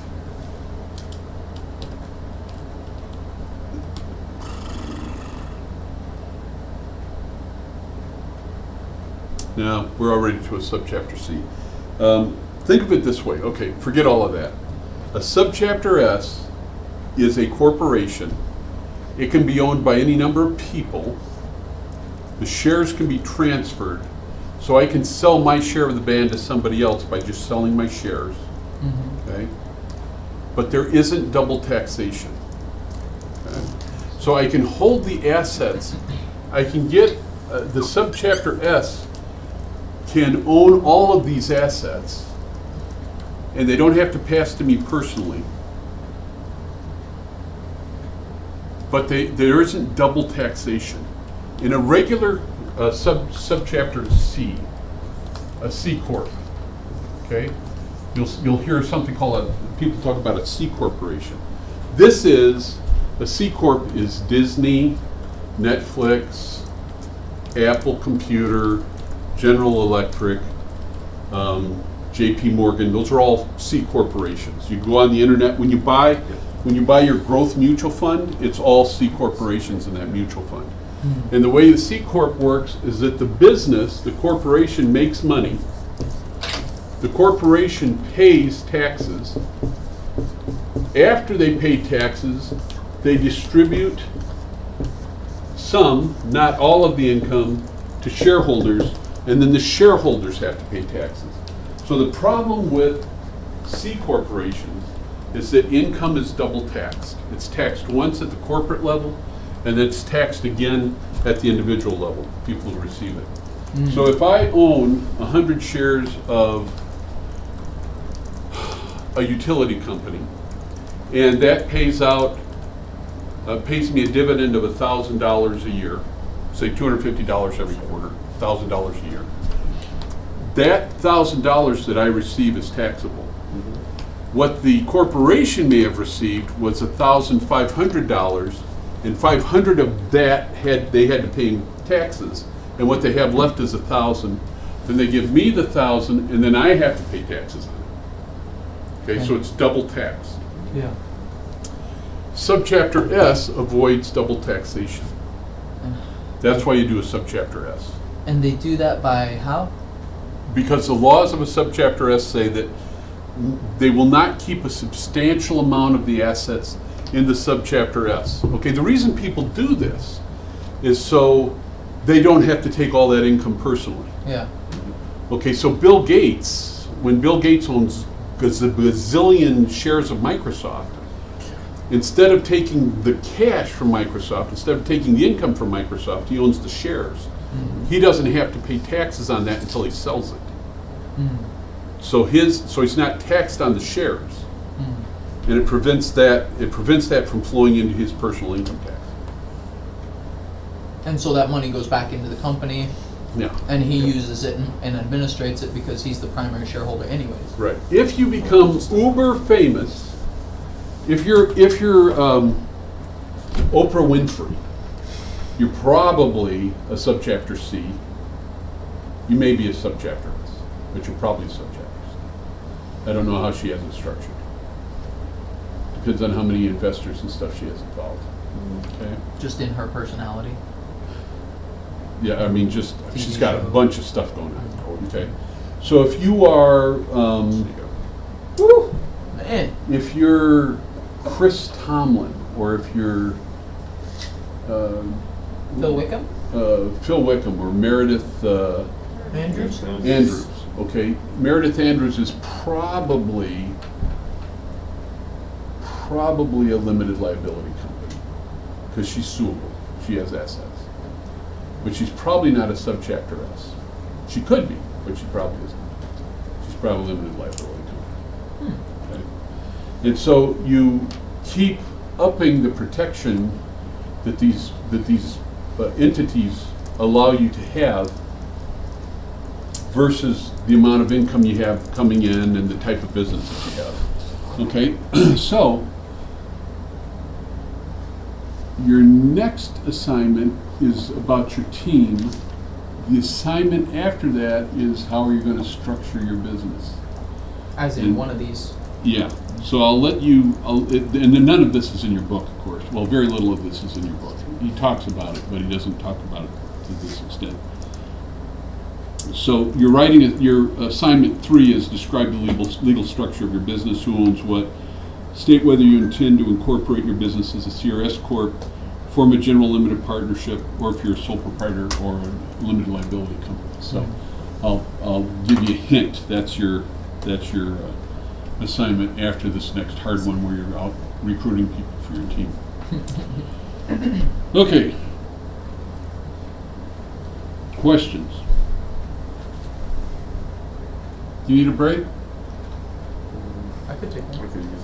Okay. Let's take a 5-minute break and we'll end early. How's that? Okay. Good. 5 minutes.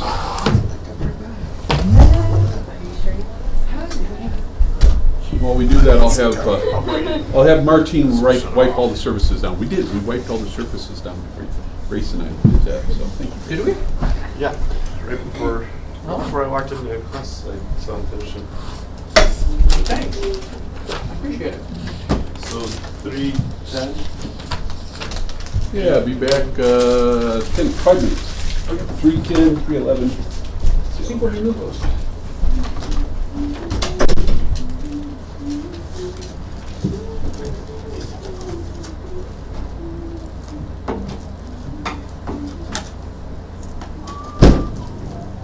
So Grace, I wrote this. This song last night, and I think that your voice would go well on it, on the Really? chorus. Yeah. I will show it to you. Okay. Actually, if you want, you can listen to it right now. Yeah, totally. This is, so it's just a,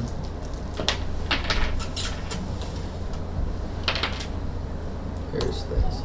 Oh, so you'll hear my whiny voice singing it, but So is your voice supposed to be my part or my part? Yeah. Okay. yeah, you'll hear my whiny voice singing it, but I think your voice would do better on it.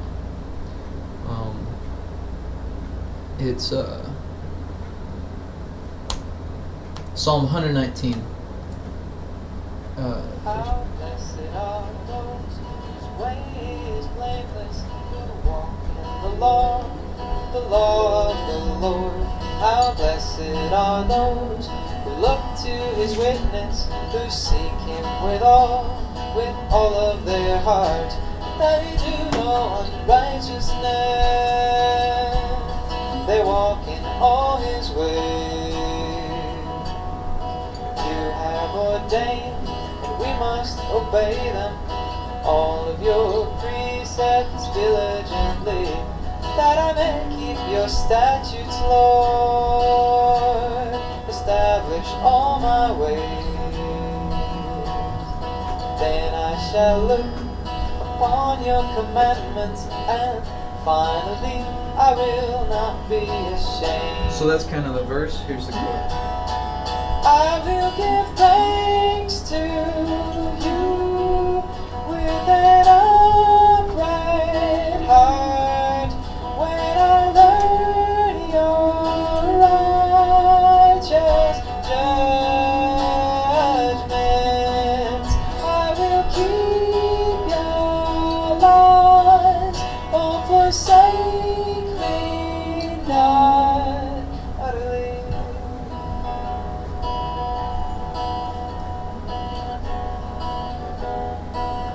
so then there's like an instrumental part.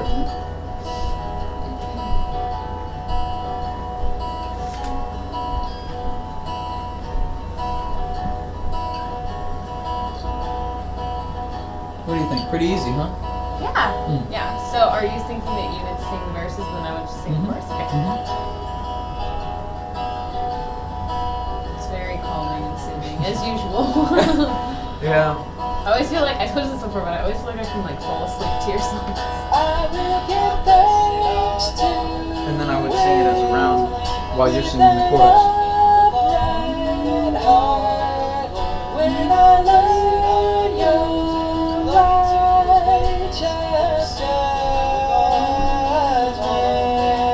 I will keep your laws, won't forsake none.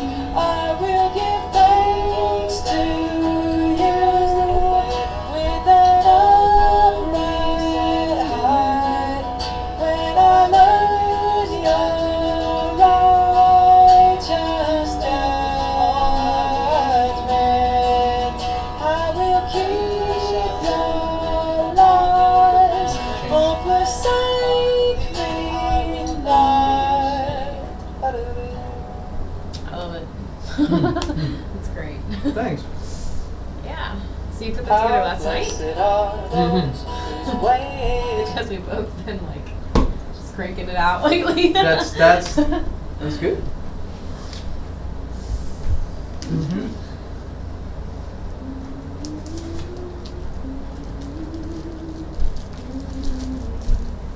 Do you have like a schedule set where you post everything, like you post your songs regularly on SoundCloud, or do you just kind of do it whenever you feel like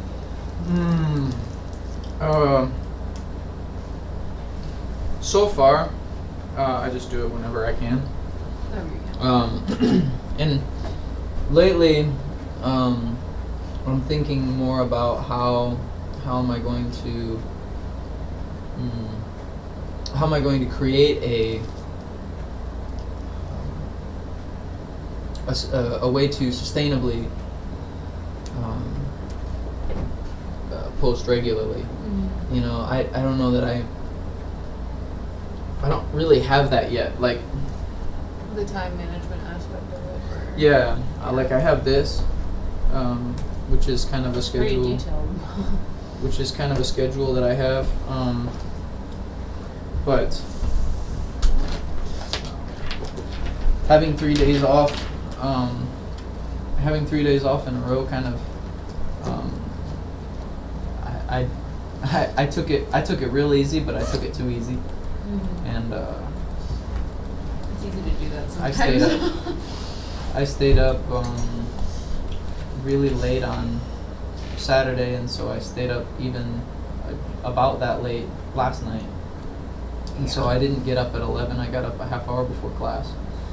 I'm supposed to be getting up at 11. Yeah, I found that whenever I don't know, it might be like a conversation with somebody, but if I stay up till like 2 o'clock in the morning, it probably takes me about 3 or 4 days or more to really adjust back to my normal sleep schedule. Yeah. But Yeah, I was just curious. How that was going for you, because I struggle with that too, to stick to the time to post.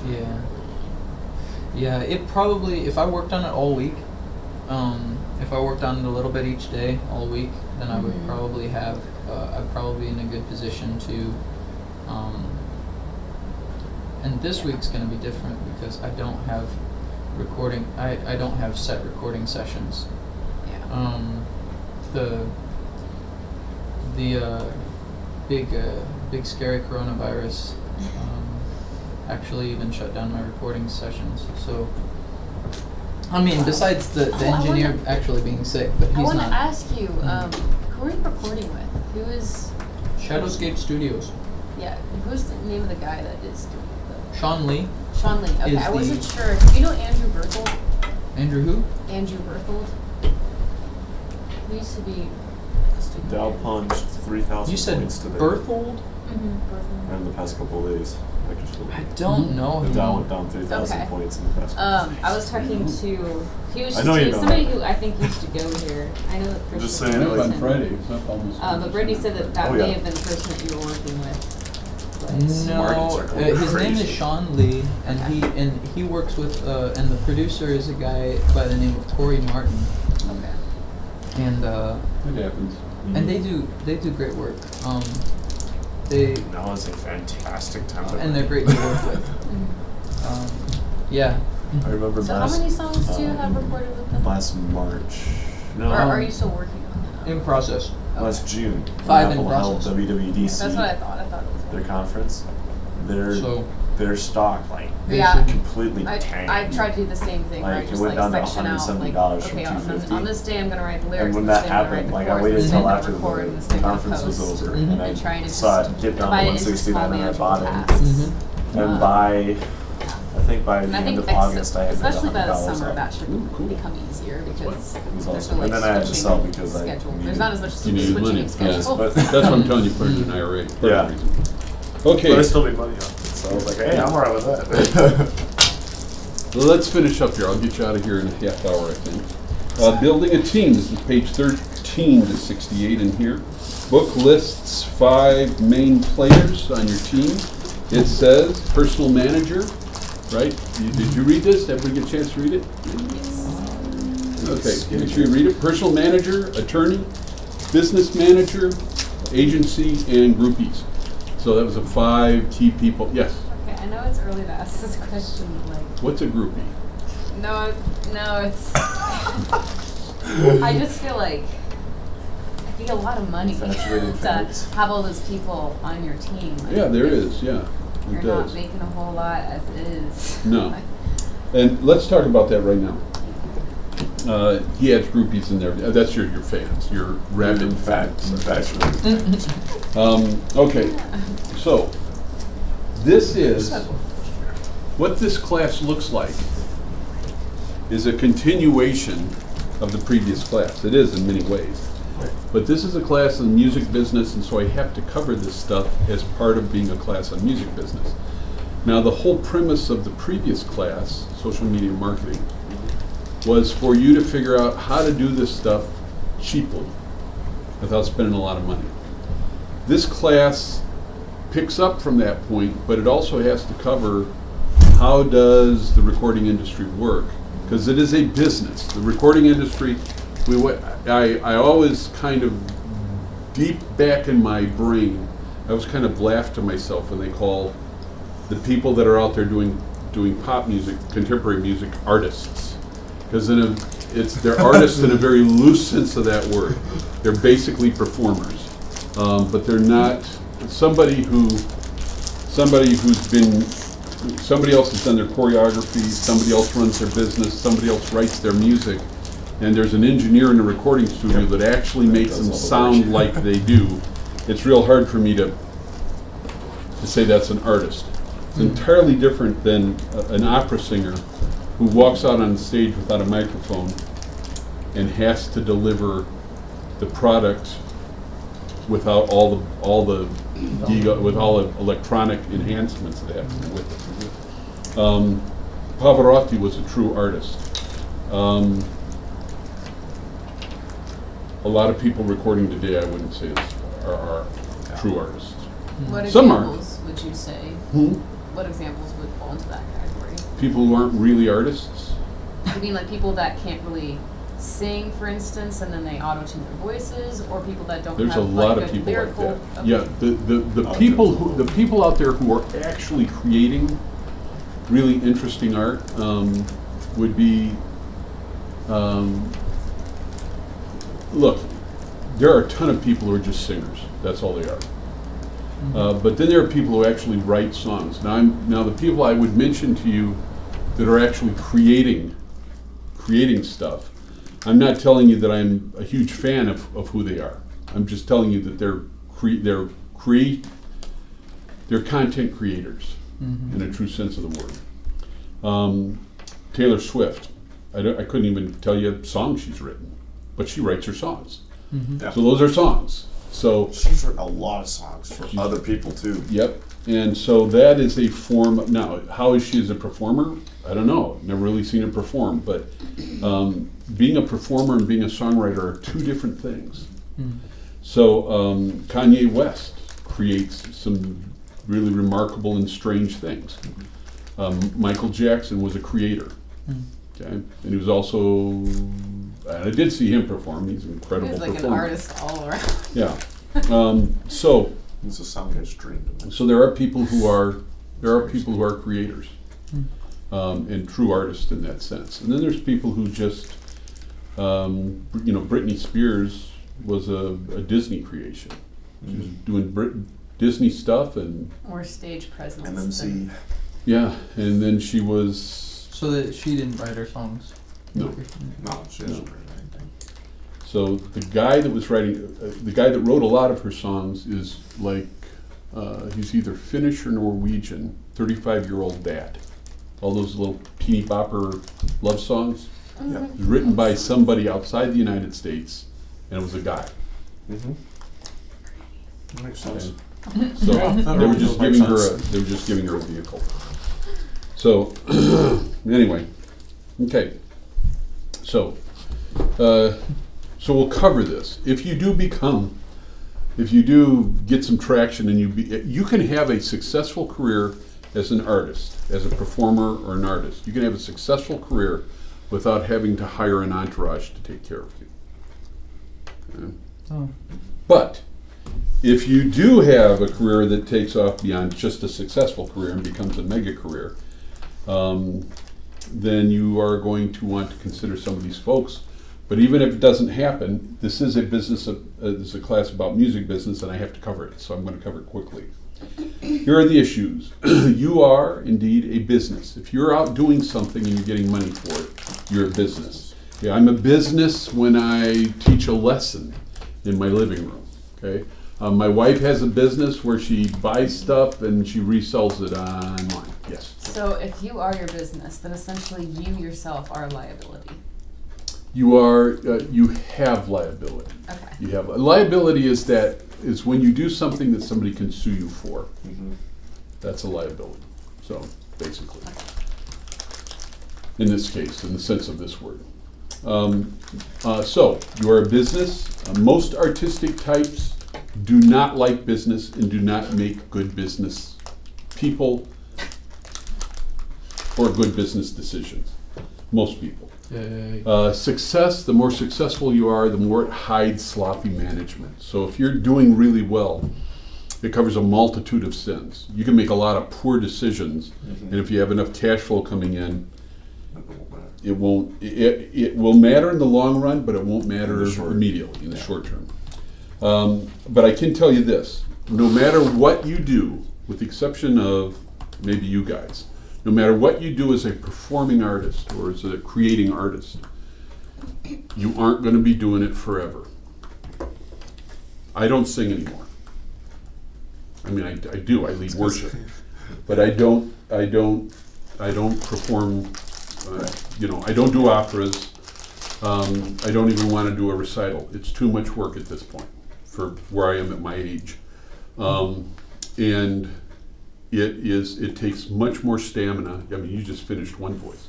It takes much more stamina and much more focus than I want to put in. I don't want to work that hard. Okay, and there's a point where right now what you want to do is go out and tour, right? You want to tour, go sing your songs, go do your. But I'll tell you, I didn't go out and I wasn't doing operas every month, but I did enough of it. I had a little opera company, and we'd have a big stream of maybe 15 or 20 performances over, let's say, the Christmas season. And then by about performance 12 or 13, you're just grinding it out.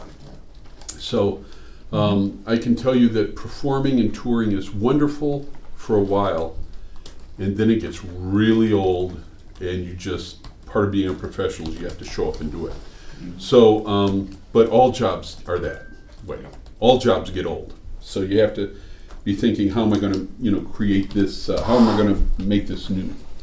Okay, so this is how you get a career. Write music or create a product that moves your soul.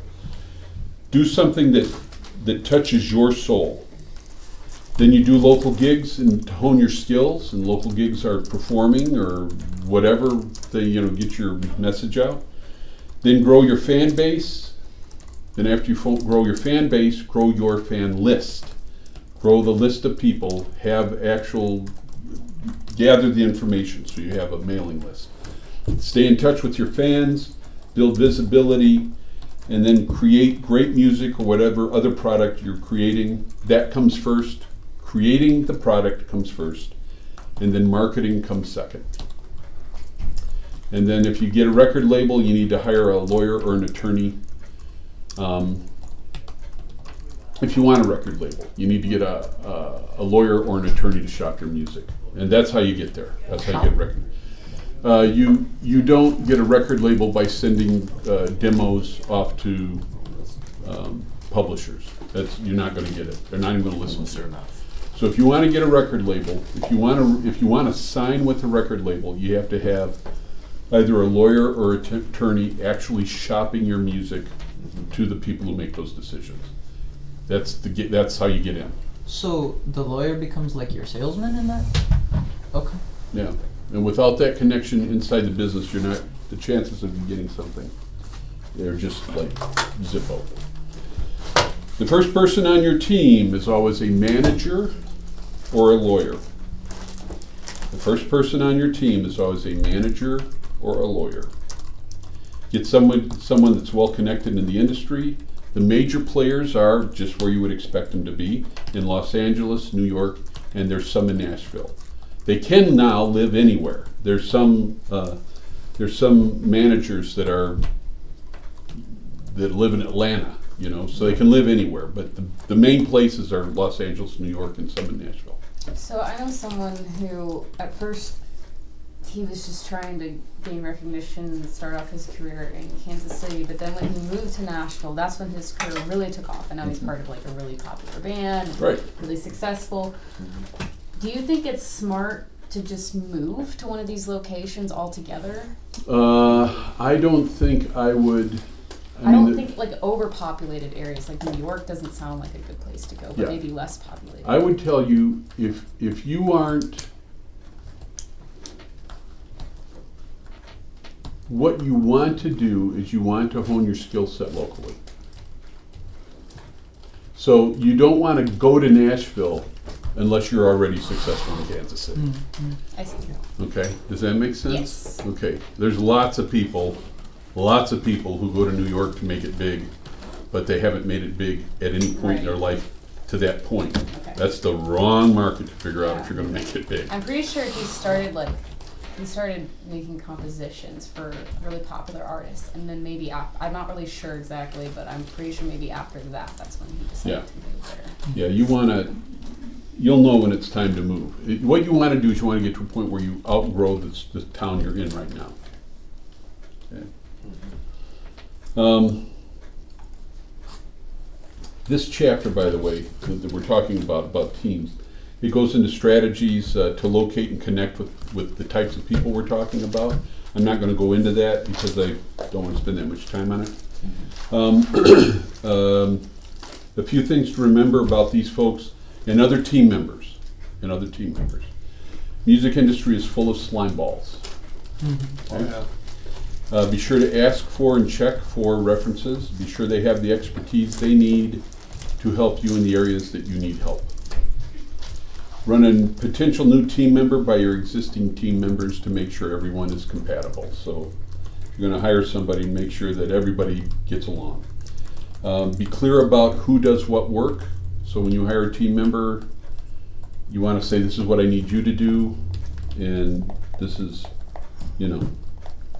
what I'll do, but I expect you to do this. Be clear up front about what fees they're going to charge. Hire quickly, but trust slowly. Hire quickly, but trust slowly. Trust needs to be earned. Trust needs to be earned. Changing team members. No one likes confrontation. If you can't confront the problem individual, then have another person on your team do it. Now, if at this point in your career you're hiring people and you're a diva, have your personal manager go fire your business manager, for instance, if the business manager is not doing their job. What you do is you go talk to them, tell them what the problem is, see if they can adjust, and if they can't adjust, get rid of them. You don't want the wrong people on your team. They will kill you. They'll kill the, matter of fact, in the case of some singers, actually kill them. Remember this, once you've lost confidence in someone. Once you have lost confidence, this is human nature. Once you've lost confidence in someone, it's very difficult for you to have confidence in them again. So if you have if you have somebody on your team that you've trusted and they violated that trust, probably the best thing is to get rid of them. Yeah. You don't give them a second chance, just get rid of them. What if the conflict, you're not completely sure if it was them that did it? How do you handle those situations? That's usually not going to happen. Usually you're going to know who did it. And if there's an issue and there's times when you say, you know what, I'm not sure, I'm not completely sure of everything that's happened in this case, but I do know we can't continue like this. I'm going to find somebody else. Wow. Okay. Changing team members, we talked about that. Okay, personal managers. The role of a personal manager is like the general manager and chief operating officer of your enterprise. Helps with the business decisions, the creative process, promoting your career, assembling and managing your team, coordinating tours with your agent, riding herd on your record company, buffering you from the outside world. It's everything that you're going to do right now that you're going to be thrilled to give away if you ever get big enough that you hire somebody to help you. That's the personal manager. Commission, normally they get 15 to 20% of gross from new artists and less from established artists. So the way that works, and this is important, a personal manager is going to take 15 to 20% of your gross income. Now this is important because if you have $1 million coming in, okay, and you have to pay expenses out of that, let's say your expenses are $350, and you have $650 left, okay, and then you split the $650 with your other band members, okay. If your personal manager is getting 15% of your gross, how much do they get? Of the 65? No, of the gross. 15% of the gross? Of the gross. They get 15% of the gross. Then he's getting 150,000. $10,500. $150,000. Okay, so if you have your personal manager gets 15 to 20% of your gross. If you're just starting out, they're going to probably take 20%.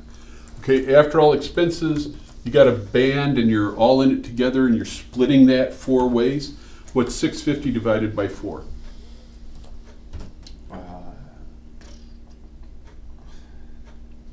It's like 162 and a half. 162 and a half, okay? So, in this case, your personal manager is making as much as you are. Mm-hmm.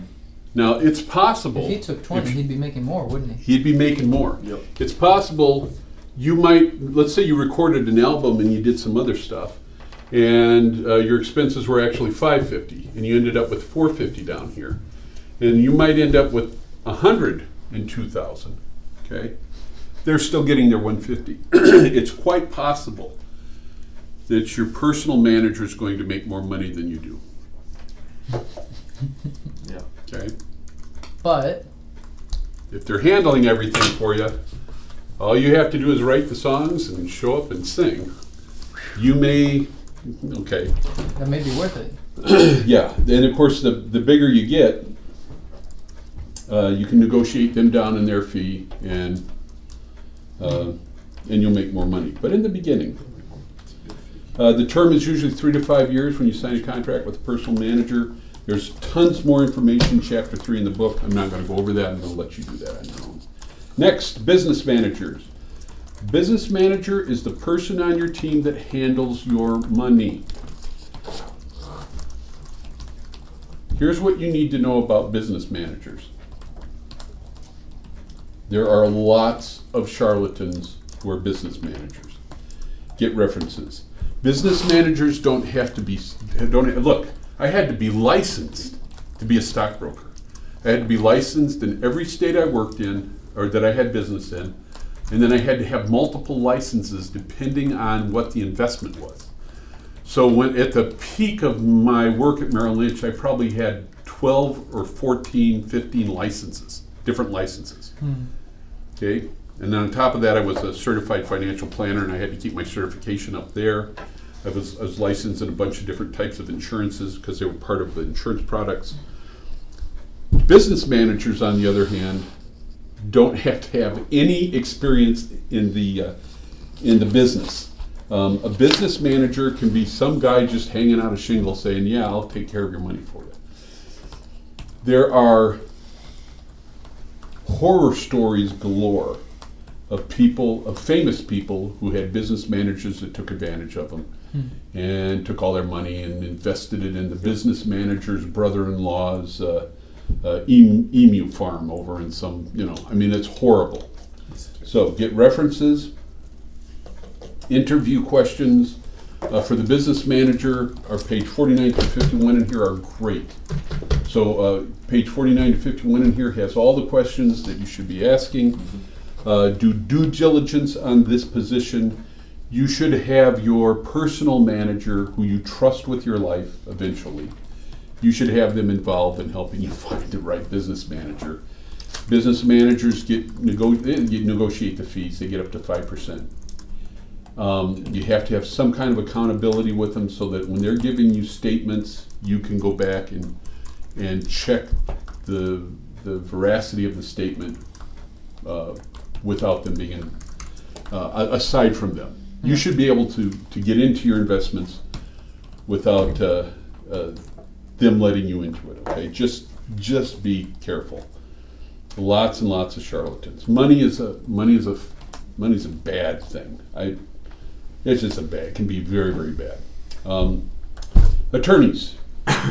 The role of an attorney is to handle your contracts, read the contracts, tell you if they're good or not, negotiate contracts on your behalf.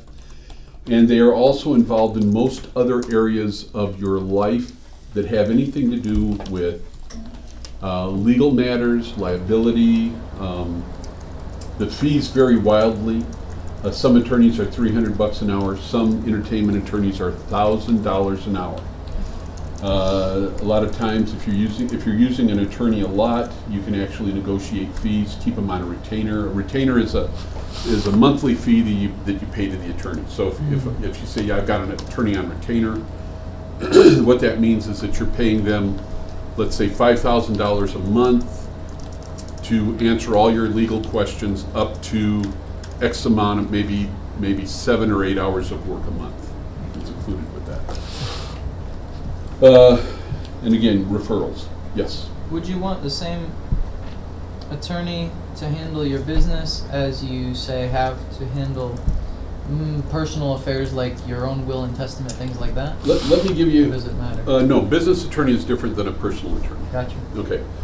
Great questions to ask. Page 59 to page 60. Okay. Let me give you a real life story. When I was a stockbroker, I had a friend. I had two friends. I had a friend that was a client. He was an anesthesiologist. He made a gazillion billion bucks a year. And then he hurt his back. And so anesthesiology works like this.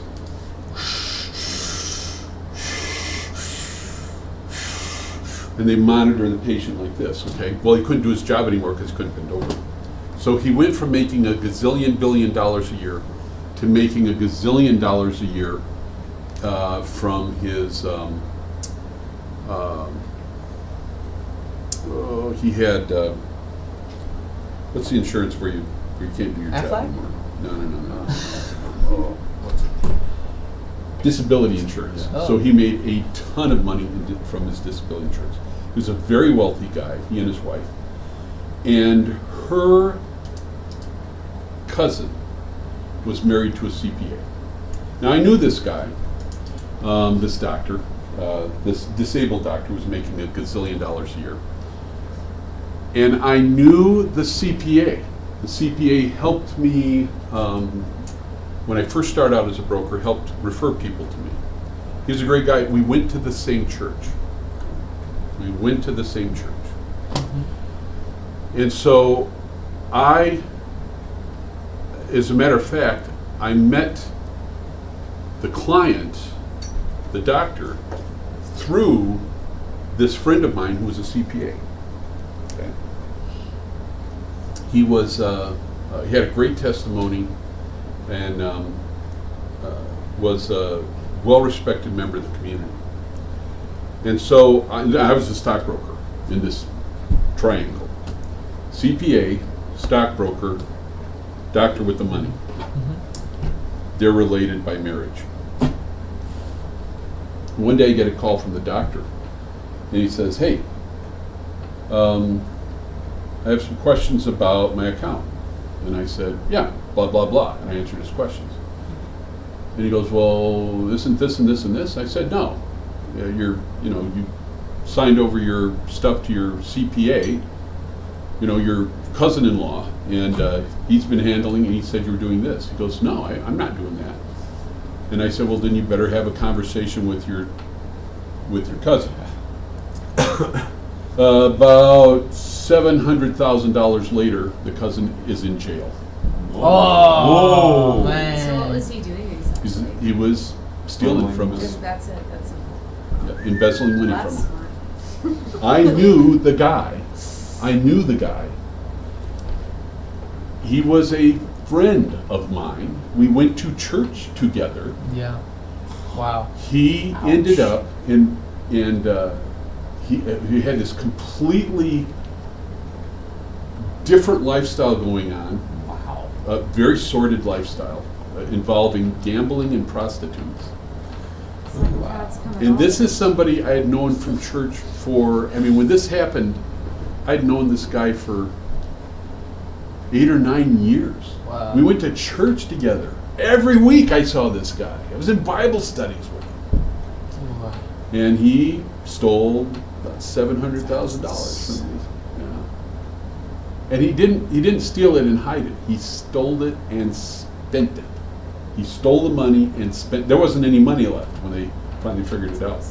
They did a forensic audit. Wow. Boy, oh boy.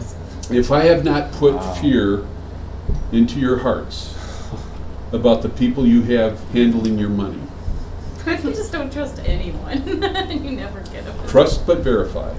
There's plenty of people out there who do great jobs, okay? But just because they're a Christian does not mean they're honest.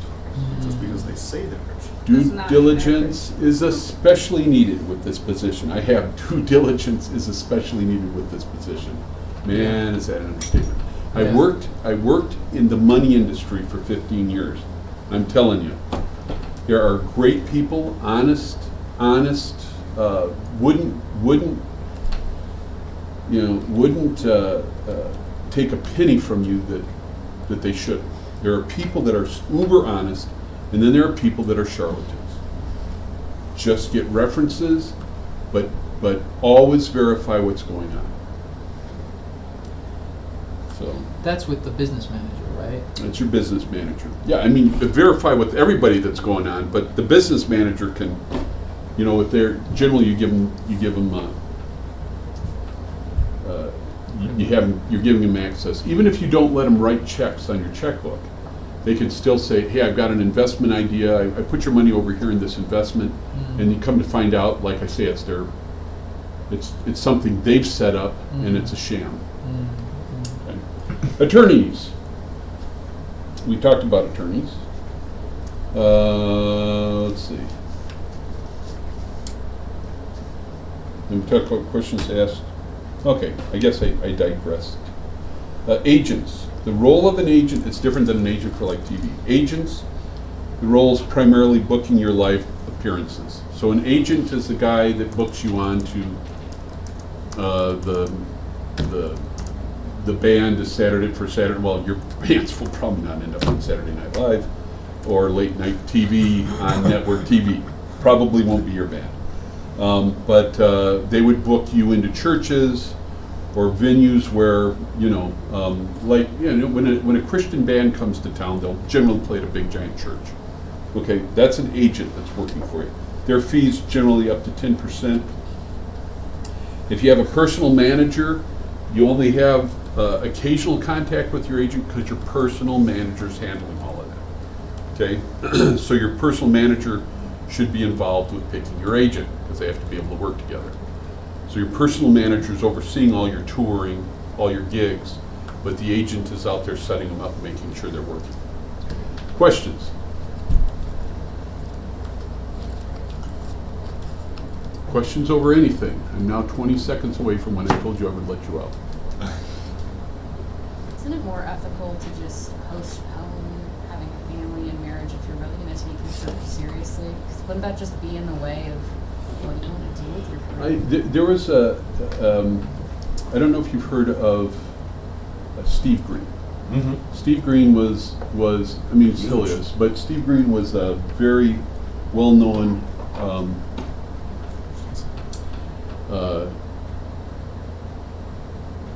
Christian musician, about the same time as Sandy Patty. I knew Steve's brother, and Steve's brother was basically his personal manager. Steve's brother handled all the stuff that went on.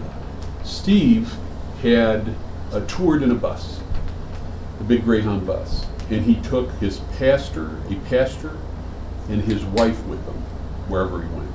So he always had his family with him. Okay. I don't think he tours at all. I don't know. Maybe he still does tour. He still does some stuff, but I haven't seen him lately. So he's like another generation. But he was. You can have a family if you remember, if you serve God primarily, and you keep yourself rooted. You can have a family and have a career as a singer. A lot of Christians have families. A lot of Christian performers have families. Then you have people, at the same time that was going on, Sandy Patty, who was probably, at the same time when Steve Green was singing and some other folks were singing, Sandy Patty was at the very top. And Sandy Patty toured without her family and cheated on her husband. It seems like They got divorced. It seems like usually though, like once they get the ball rolling, once they're starting to really make it a lifelong career, that's when it's okay to have a family. Because things are starting to fall into place. But if you're like really trying to get gigs, if you're really trying to put all your effort into your career, is it really smart to get married in the midst of that? You can do both. It's you might not do both. But if you think it's hard to have a family when you're just getting started, if you become really well known, really famous, then you have a whole nother set of problems. If you let's say that you're really well known and you're out there dating, and the people who are dating you know that you're famous and they know that you're wealthy. Okay, my wife married me when I was 4 months into my first semester as a junior high school teacher. So she married me. I'm still a schmo. I'm still a nobody. But she married me when I was a nobody with no chance of being anything other than a nobody, just being a school teacher. It's not bad. She was fine with me being just a school teacher. And so I had success as a broker. I have had success in other fields. But she has always kept me grounded. So I would say that for me, it was much, much better for me to be married and have a family before I did anything beyond a career of what I originally trained for, which is a school teacher. And that's a question you have to.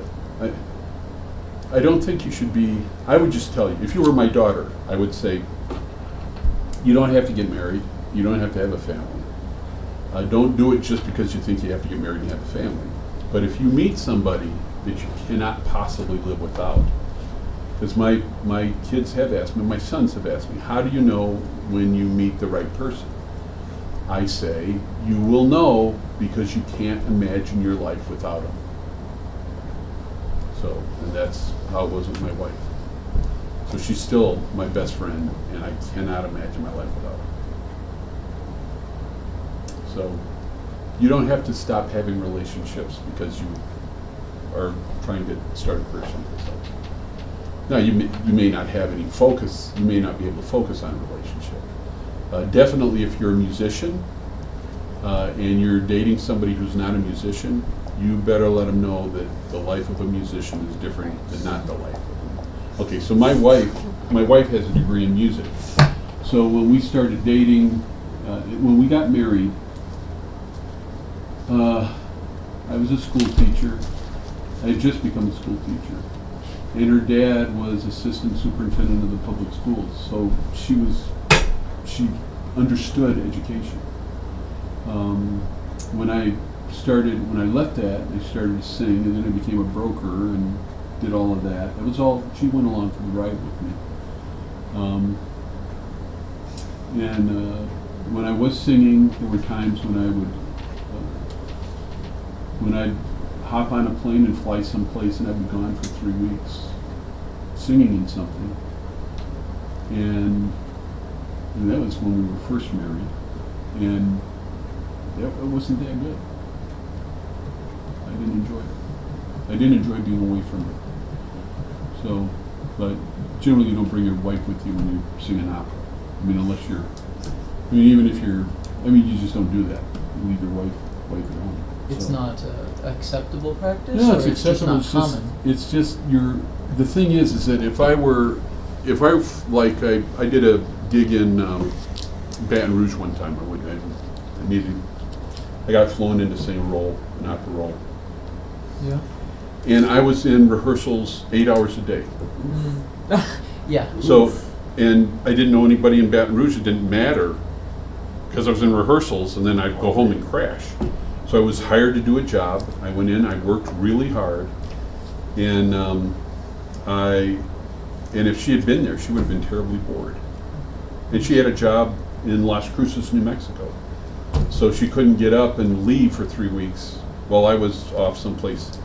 But that was really telling. I mean, that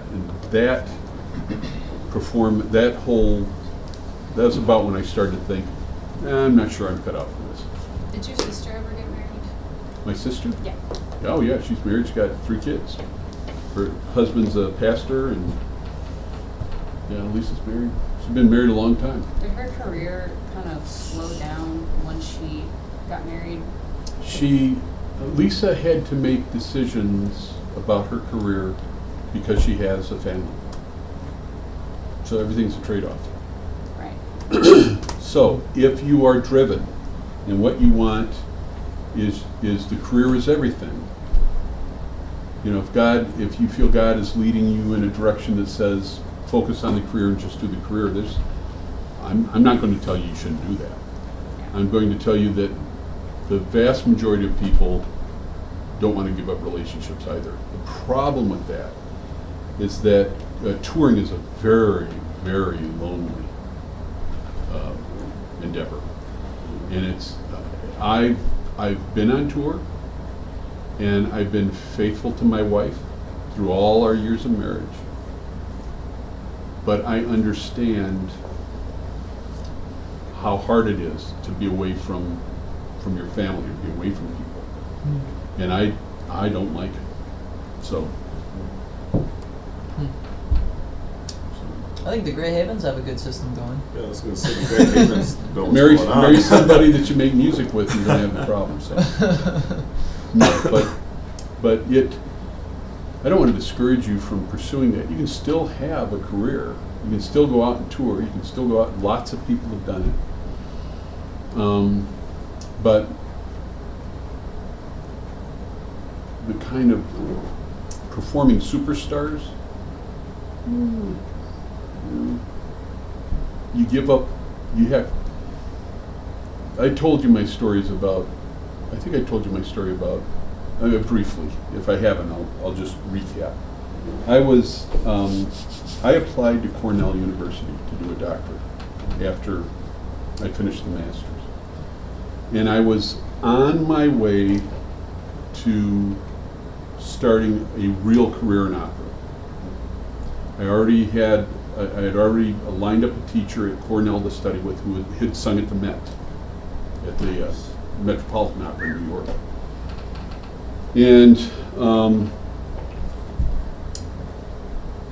And the people I was working with thought that I had that level of career potential. And my wife and I had just become Christians when all this was coming down. And in my last semester at New Mexico State, we were brand new Christians, and I was in the process of finishing my paperwork to continue at Cornell. And my wife got pregnant. And I thought, oh, cool, God, man, this is great. I'm going to sing opera, and I've got a great, beautiful wife and a kid on the way. How can life get any better? And I remember driving down the road, and I was listening to the Met broadcast, which used to be on Saturday afternoons, Texaco Opera. And they were interviewing at intermission. They would pull the singers out and interview them live. So they'd perform for an hour and a half, go to intermission, they'd pull the singer out in makeup, one of the singers, and they'd interview him for this broadcast. And it was a baritone, can't remember who it was, but they said, wow, you've had such a successful career. What does it take to be a successful opera singer? And he said, well, I had a wife and 3 kids, and I knew I couldn't do both. And he said, so I chose opera. He left his wife and kids for his opera career. I pulled the car over, and I said, God, now I don't believe you have to leave your wife and kids to go have an opera career. But I said, if that's my competition, there are people that are willing to do that. I was dumbfounded, and I went home, said, not going down this path. Wow. So I thank God for that. Now that's entirely different. I mean, look, I was singing opera. I got propositioned by males and females when I was singing. And the opera, professional opera, is every bit as sordid as professional music and professional movies and theater. It's a lot of needy people that want to be loved and that have a completely different moral code than I have. And matter of fact, when I was in business, I got propositioned. When I was working for Merrill Lynch, I'd go on a business trip. It's just part of it. You make your decisions before those events happen.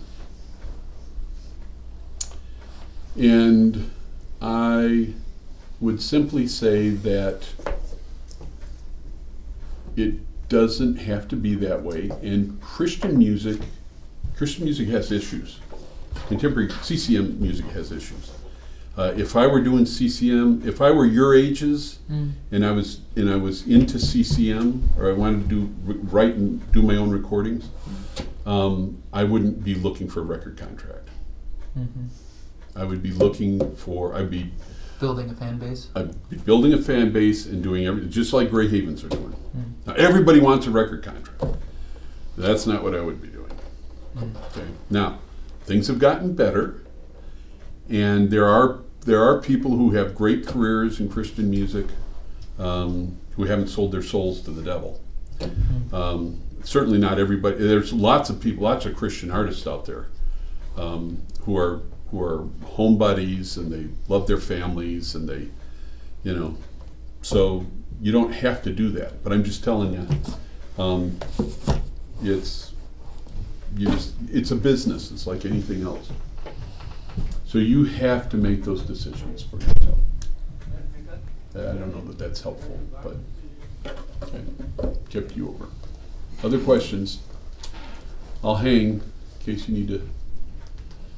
Okay, we're done. All right. Thank you. Thank you.